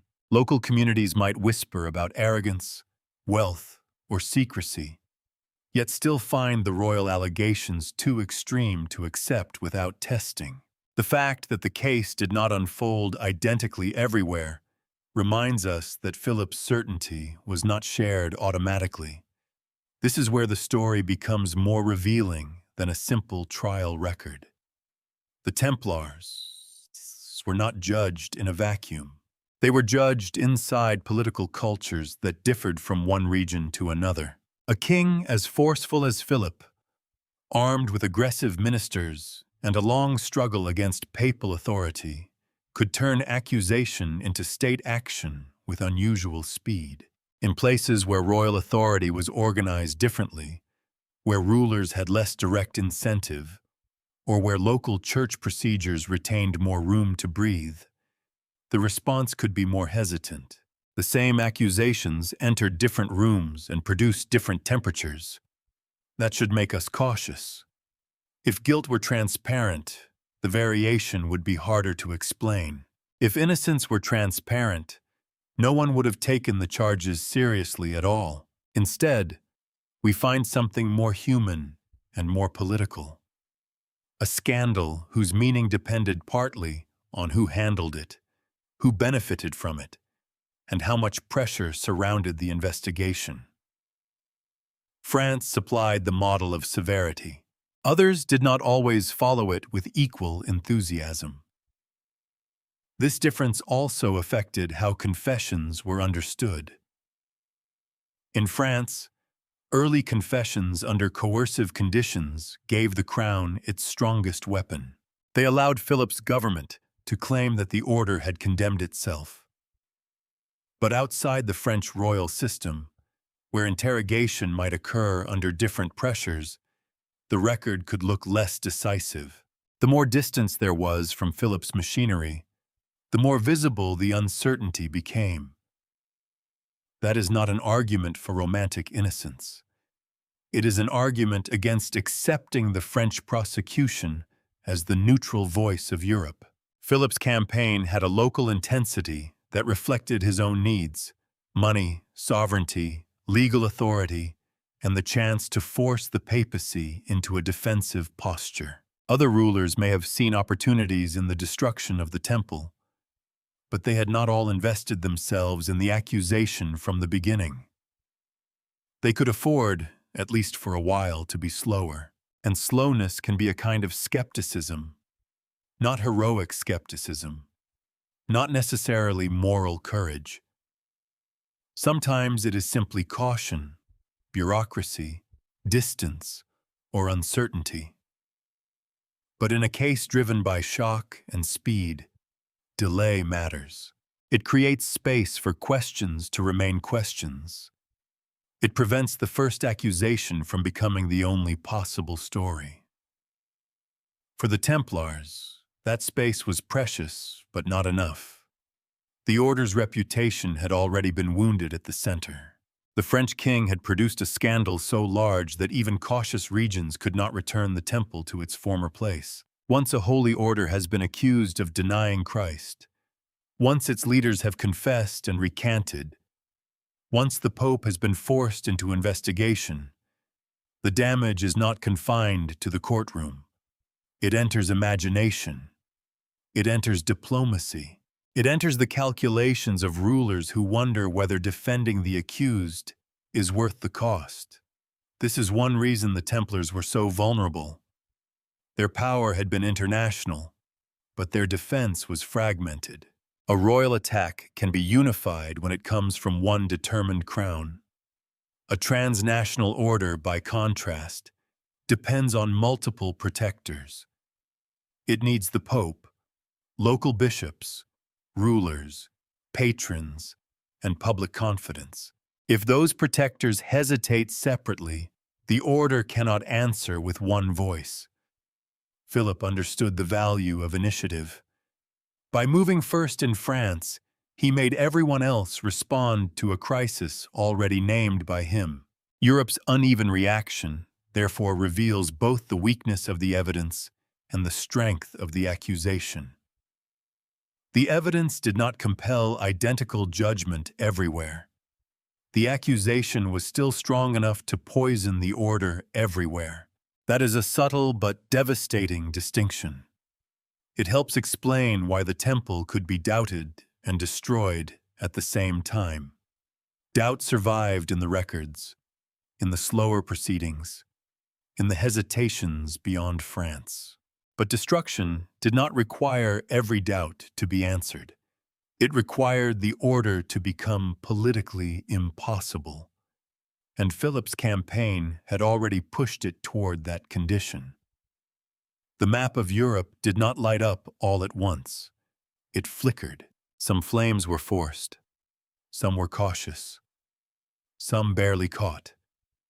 But the center of the fire was France. And from that center came enough smoke to darken the whole order. Chapter 12. The Council that ended the order. By the time churchmen gathered at Vienne, the fate of the Templars had already been damaged by years of accusation, fear, and political exhaustion. A council, in theory, suggests deliberation. It calls to mind learned men weighing evidence, separating rumor from testimony, asking what justice requires when reputations, property, and souls are all at stake. and there was deliberation. The case had not been clean. The records did not speak with one voice. Confessions existed, but many had been drawn from men under pressure. Recantations had followed. Papal inquiries had complicated the royal version. Beyond France, reactions had not been uniformly severe. So if this had been only a question of evidence, the outcome might have remained uncertain. But it was no longer only a question of evidence. The Templar affair had become a political crisis that had lasted too long to be left unresolved. A famous military order stood publicly accused of crimes so shocking that even doubt could not fully restore it. A powerful king had invested his authority in the case. A pope had been forced into a defensive and dangerous position. Across Europe, rulers and church authorities had been made to respond to a scandal that France had ignited. The order's name was no longer merely debated. It was contaminated. That contamination mattered. Institutions do not live by legal proof alone. They live by confidence. The temple had once depended on donors, rulers, recruits, papal protection, and public reverence for the crusading mission. By the early 14th century, all of those supports had weakened. The Holy Land had been lost as the order had known it. Its wealth attracted suspicion. Its secrecy gave rumor space to grow. Its privileges made kings uneasy. And now, after years of accusation, the question was not simply whether the Templars could be proven heretics in the strictest sense. The question was whether the order could still function. For Philip IV, the answer had to be no. Anything else would have been dangerous. If the council had allowed the temple to continue, even under reform, the king's entire campaign might have appeared excessive. The arrests, the seizures, the interrogations, the public horror, all of it would have stood exposed to renewed criticism. Philip needed the end of the order not only for practical reasons, but for the meaning it would give to everything he had already done. A destroyed order made the king look severe but justified. A surviving order would make him look reckless. Clement V faced the opposite problem. He could not simply hand Philip every conclusion in the language Philip preferred. If the Pope declared the order formally and conclusively guilty on evidence that remained contested, the Church's own credibility suffered. Yet if he protected the Templars too strongly, he risked collision with the French crown and seemed to defend an institution whose public reputation had become almost impossible to repair. So the solution that emerged was not a clean verdict in the way later memory sometimes imagines it. The order was suppressed. That word has its own coldness. It does not sound like victory. It does not sound like acquittal. It sounds administrative, final, and slightly evasive. The temple was not allowed to return to life. Its corporate existence was ended. Its members were handled according to their individual situations. But the great body that had once stretched across Christendom was dissolved. The distinction is crucial. The suppression of the order did not require the council to resolve every contradiction in the evidence. It allowed the papacy to remove the scandal without fully embracing the most extreme version of Philip's case. In that sense, the decision was both legal and political. It closed the problem. It protected, or attempted to protect, the Church from appearing indifferent to accusations of corruption. It also spared the Pope from openly defying a king who had made the Templars' survival nearly impossible. This is how powerful institutions often die. Not always by a single proven crime, but by becoming impossible for other powerful institutions to defend. The Templars had enemies, but they also had a deeper weakness. Their existence depended on a world that was passing. They had been born in the age of crusading expansion, when armed monks guarding the road to Jerusalem seemed like a holy necessity. They matured into a vast international organization with land, wealth, and legal exemptions. But by 1312, that combination looked less like sacred usefulness and more like an unresolved problem. A military order without its defining battlefield, a wealthy institution under vows of poverty, a papal creation living inside kingdoms where kings increasingly wanted direct control, a religious brotherhood whose private rites had been turned into public nightmare. Even without Philip's attack, the Templars would have faced difficult questions about their future. With Philip's attack, those questions became fatal. The Council of Vienne, therefore, marks more than the end of one order. It marks a change in what medieval power could do. A king had not simply complained about a privileged religious institution.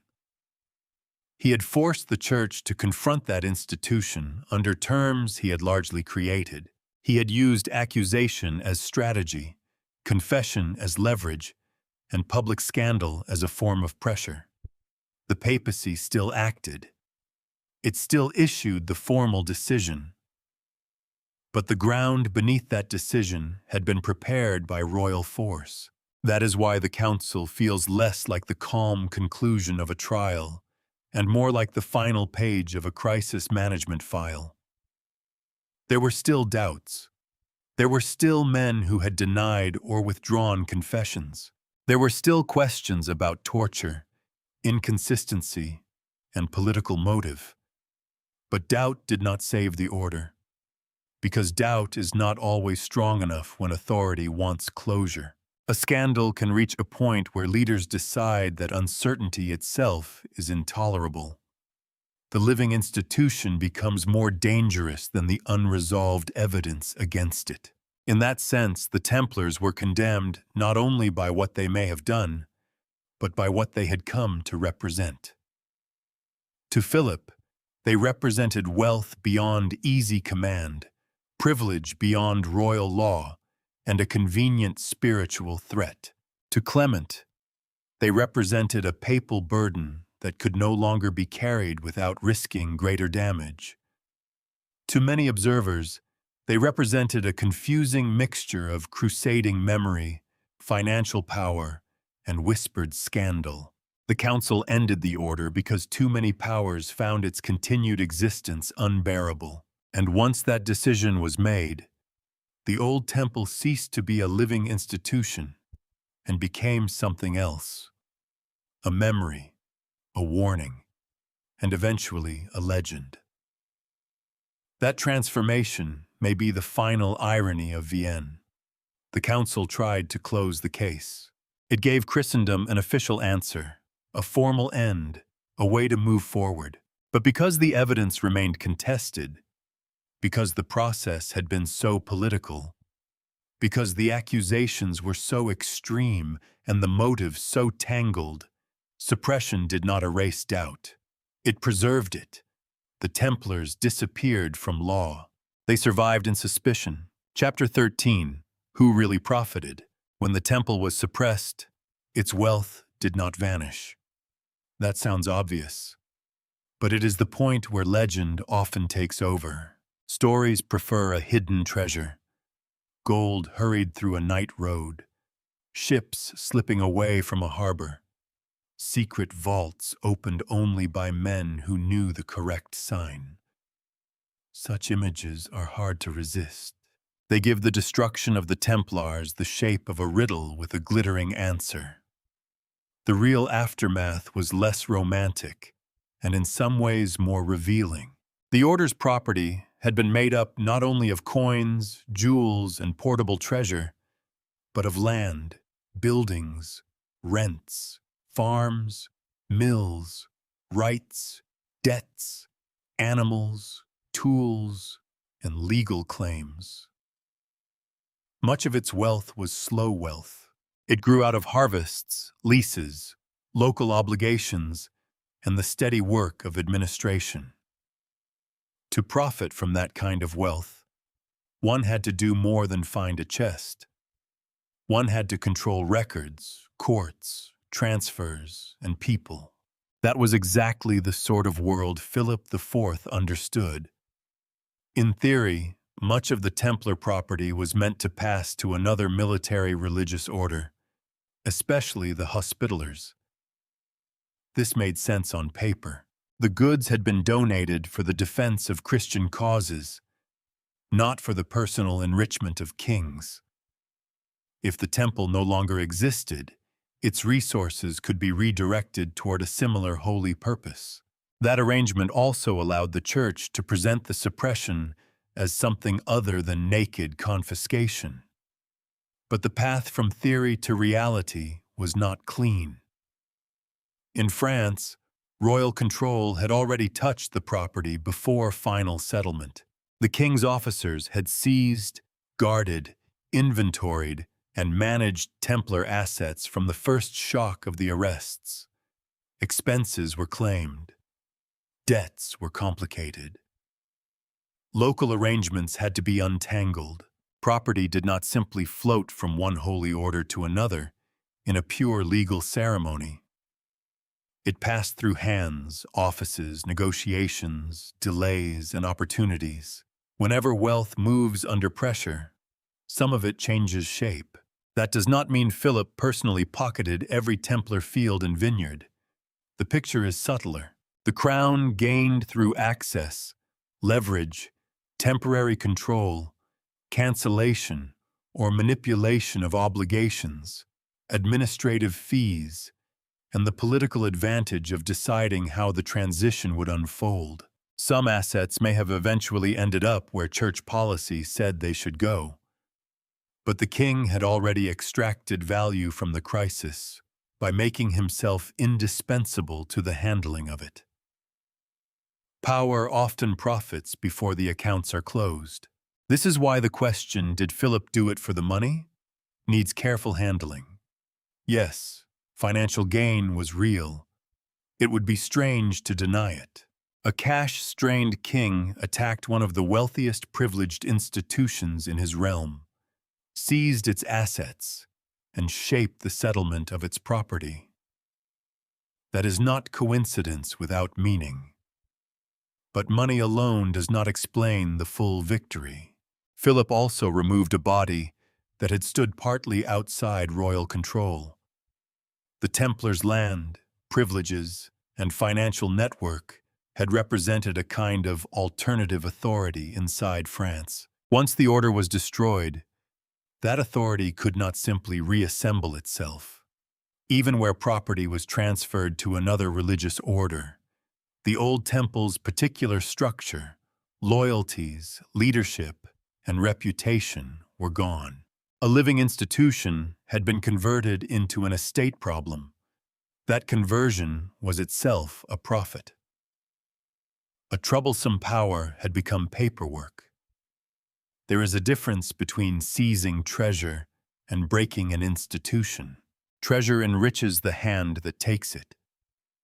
Breaking an institution changes the landscape. After the suppression, no Templar master could negotiate from the strength of an international military order. No Templar treasury could stand in Paris with the same aura of disciplined independence. No network of commanderies could operate under the old name, protected by the old prestige. The order had been dissolved into pieces other powers could argue over. This is the royal advantage that hides behind the financial one. Philip did not need to own everything forever in order to win. He needed to ensure that the temple no longer existed as an organized exception to his authority. In that, he succeeded completely. The aftermath also reveals how moral accusation can make financial rearrangement look respectable. If the Templars had merely been unpopular creditors, a seizure of their property would have looked crude. If they were a dissolved order stained by heresy accusations, then the handling of their assets could be described as necessary, even pious. The language of spiritual danger created room for very practical benefits. This is one of the recurring patterns in the affair. Holiness and money never stand far apart. Medieval society did not treat religious wealth as ordinary wealth. Donations to the temple had been wrapped in intention. They carried the memory of crusading vows, prayers for salvation, family prestige, and the hope that earthly goods might serve heavenly ends. That made Templar property morally charged. Whoever took control of it had to explain not just ownership, but purpose. The official answer was continuity. The goods should support a similar sacred mission. The political reality was negotiation under royal pressure. Some people profited materially. Some gained property or influence.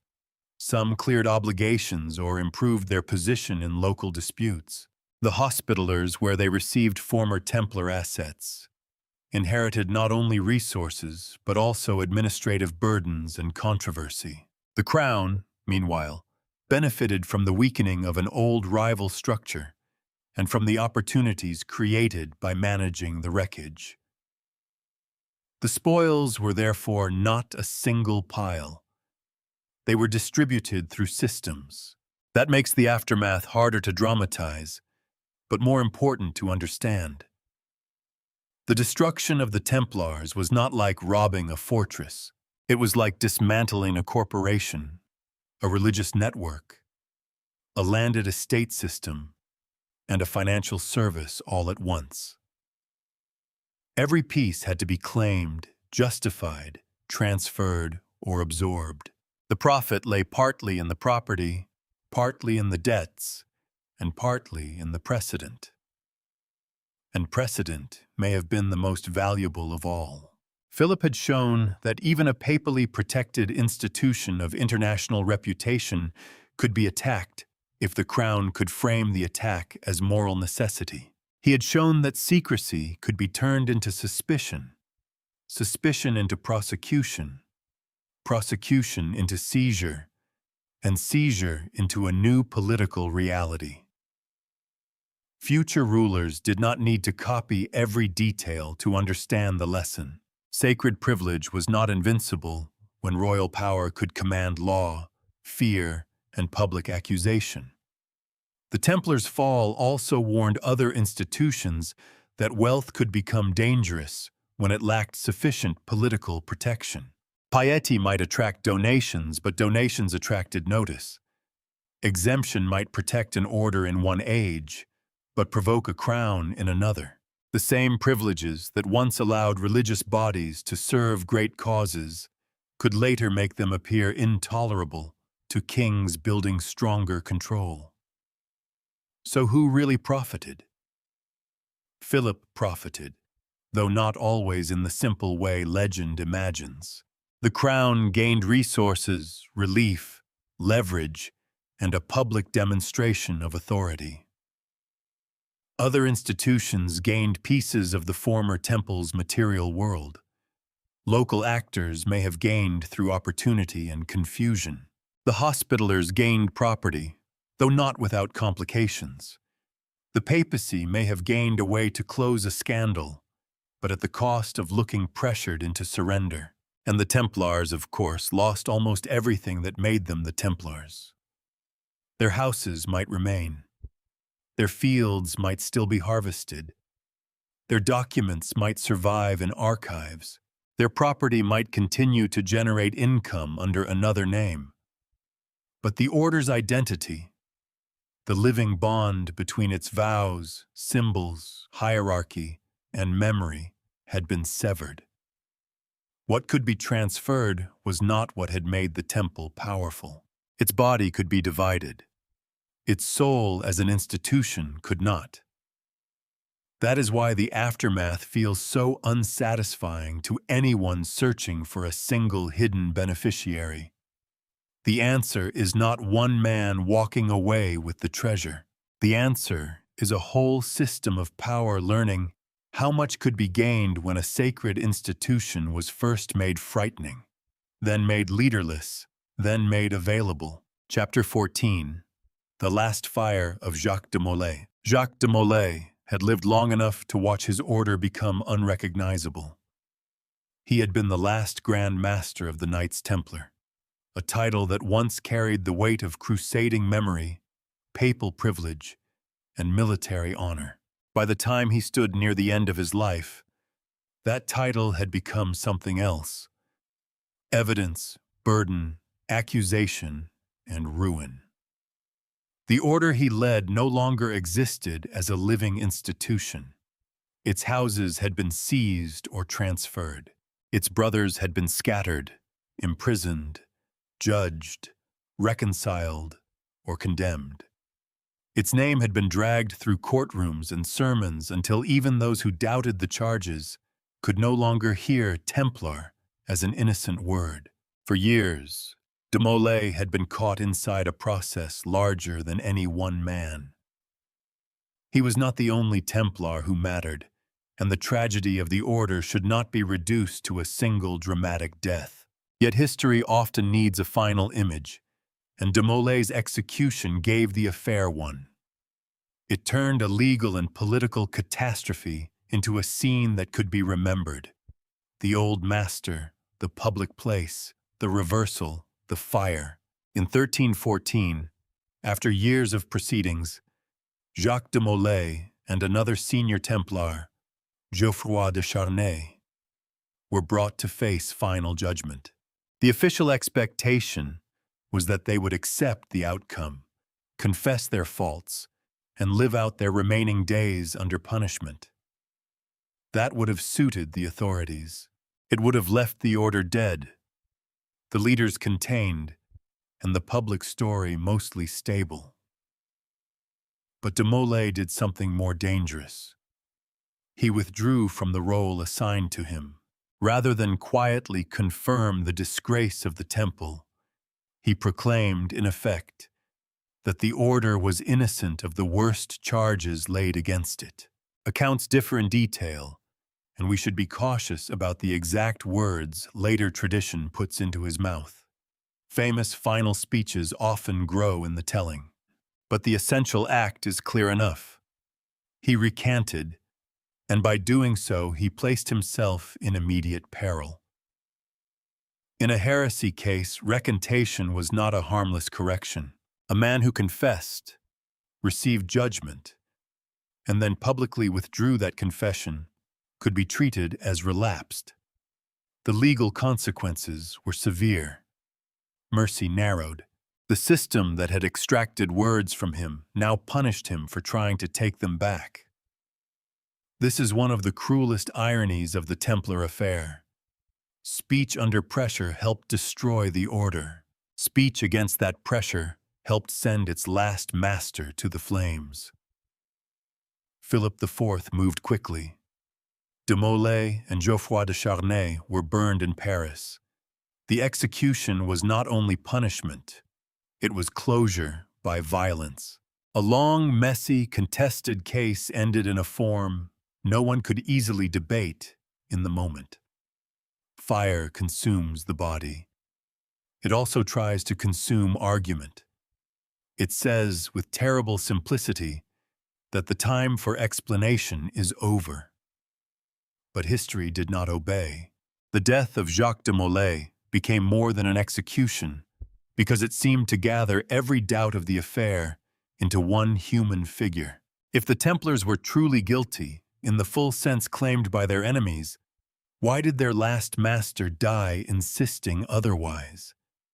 If he had confessed before, what should we make of a confession abandoned at the edge of death? Was the recantation an act of conscience, pride, despair, or a final attempt to rescue the honor of a ruined brotherhood? We cannot know the inner answer. That uncertainty is what gives the scene its force. It is tempting to turn de Molay into a pure martyr, standing alone against a corrupt king and a frightened church. It is just as tempting, from the opposite direction, to dismiss him as a compromised leader trying to repair his name too late. Both readings are too simple. He had confessed. He had endured years of pressure. He had seen the order suppressed. He knew the likely cost of reversing himself in public. Whatever mixture of fear, guilt, loyalty, and conviction lived inside him, his final refusal mattered because it denied Philip the clean ending he wanted. The king had destroyed the order. He had not entirely controlled its last word. That last word became fertile ground for legend. Later stories would claim that de Molay cursed Philip IV and Clement V from the flames, summoning them before God's judgment within the year. The fact that both men died soon after helped the tale grow darker and more memorable. But here, caution is necessary. The curse belongs more securely to later tradition than to firm contemporary evidence. It may preserve a sense of moral revenge, but that is not the same as proof that the words were spoken exactly as legend remembers them. Still, legends usually grow where history leaves an emotional wound. People remembered the Templars' fall as an injustice, or at least as a scandal never fully explained. The alleged curse gave the story symmetry. The king who burned the Grand Master dies. The Pope who allowed the order to be suppressed dies. The destroyed man calls his destroyers to judgment, and death answers. It is almost too perfect, which is why a careful narrator should step back from it. The real story is powerful enough without forcing the curse to carry it. De Molay's execution matters because it shows how far the affair had traveled from its beginning. In 1307, the king presented the arrests as a necessary response to secret corruption. By 1314, the order was gone, its property redistributed or contested, its reputation permanently altered. Yet the public death of its Grand Master did not settle the question of guilt. It sharpened the question of justice. The flames in Paris did not illuminate the truth. They illuminated the cost of power. For Philip, the execution removed a dangerous voice. It punished relapse, asserted authority, and prevented a senior Templar from living on as a symbol of resistance. For the Church, it marked the grim end of a process that had never been free from royal pressure. For former Templars, it was the final humiliation of the order's leadership. For later memory, it became the moment when the case stopped being only legal history and became moral drama. A destroyed order can leave behind many kinds of remains. There are properties in new hands, documents in archives, debts adjusted, names blackened or defended. But there are also images that survive because they compress a whole age into one scene. Jacques de Molay at the stake is one of those images. It contains the crusading past, the rise of royal bureaucracy, the fear of heresy, the weakness of papal protection, the instability of confession, and the violence used to end uncertainty. No single death can explain the fall of the Templars, but de Molay's death tells us what kind of world had made their fall possible. A world where a king could attack a papal order, where accusations could outrun evidence, where torture could manufacture testimony, where the Church could absolve and suppress within the same wounded history, and where a final recantation could be answered not by renewed inquiry, but by fire. The temple had begun with men guarding pilgrims on the road to Jerusalem. It ended, in memory, with its last master burning in the heart of France, leaving behind not a solved case, but a question that refused to die with him. Chapter 15, Erasing Debt or Rewriting Power. So, did Philip IV destroy the Knights Templar to erase his debt? The honest answer is, not only that. Debt belongs in the story, It would be careless to pretend otherwise. Philip was a king under financial strain, ruling an expensive kingdom, fighting expensive conflicts, and reaching again and again for extraordinary solutions. The temple was wealthy, useful, and entangled with royal finance. Its treasury and resources mattered. Its destruction offered relief, opportunity, and leverage. But debt alone is too small to explain the scale of what happened. A debt can be settled in quiet rooms. A creditor can be pressured, taxed, negotiated with, or robbed. What Philip launched was something larger, a coordinated assault on a papally protected religious order, carried out through secrecy, accusation, arrest, interrogation, confession, and public disgrace. He did not merely reach for money. He reached for authority over an institution that stood partly beyond him. That is the deeper pattern. The Templars had become dangerous not because they were all-powerful, but because they were difficult to classify. They were monks and soldiers, poor by vow, wealthy in land. Servants of the church, yet planted inside kingdoms. Useful to rulers, yet not ruled by them in any ordinary way. Their very identity belonged to an older Christian world, one where crusading privilege and papal protection could create spaces beyond the easy reach of kings. Philip's France was moving in another direction. It was becoming sharper, more legalistic, more centralized, more willing to turn moral language into political action. In that world, the temple was not just a creditor, it was an exception, and exceptions are intolerable to rulers who are learning to imagine power as something that should flow through the crown. The accusations of heresy gave Philip what money alone could not provide, a sacred reason to destroy. Once the Templars could be portrayed as hidden enemies of Christ, their wealth became suspect. Their secrecy became incriminating, and their independence became dangerous.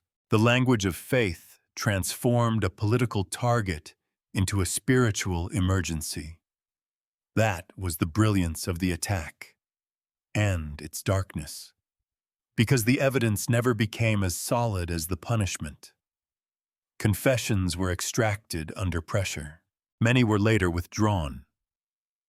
Papal investigators at Chinon absolved leading Templars from heresy after their confessions, complicating the story that the order was simply and clearly guilty. Across Europe, reactions varied. At the Council of Vienne, the order was suppressed under immense pressure, even though the case remained clouded by contradiction. The Templars were not proven innocent in every detail. History does not give us that clean gift. There may have been strange initiation customs, humiliating rituals, internal abuses, or practices later exaggerated into something monstrous. But the leap from scandal or misconduct to a secret heretical order remains uncertain. What is much clearer is that Philip's government used uncertainty with extraordinary force.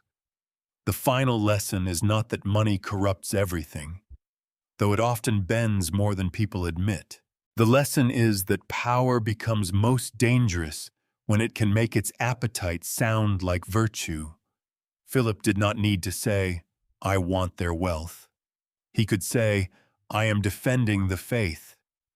He did not need to say, "I resent their independence." He could say, "I am protecting Christendom."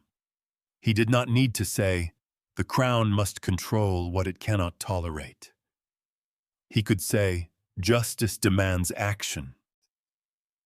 And once those phrases were accepted, men who had worn the cross were led into prisons. Their words were turned against them. Their order was dissolved, and their last Grand Master died in fire.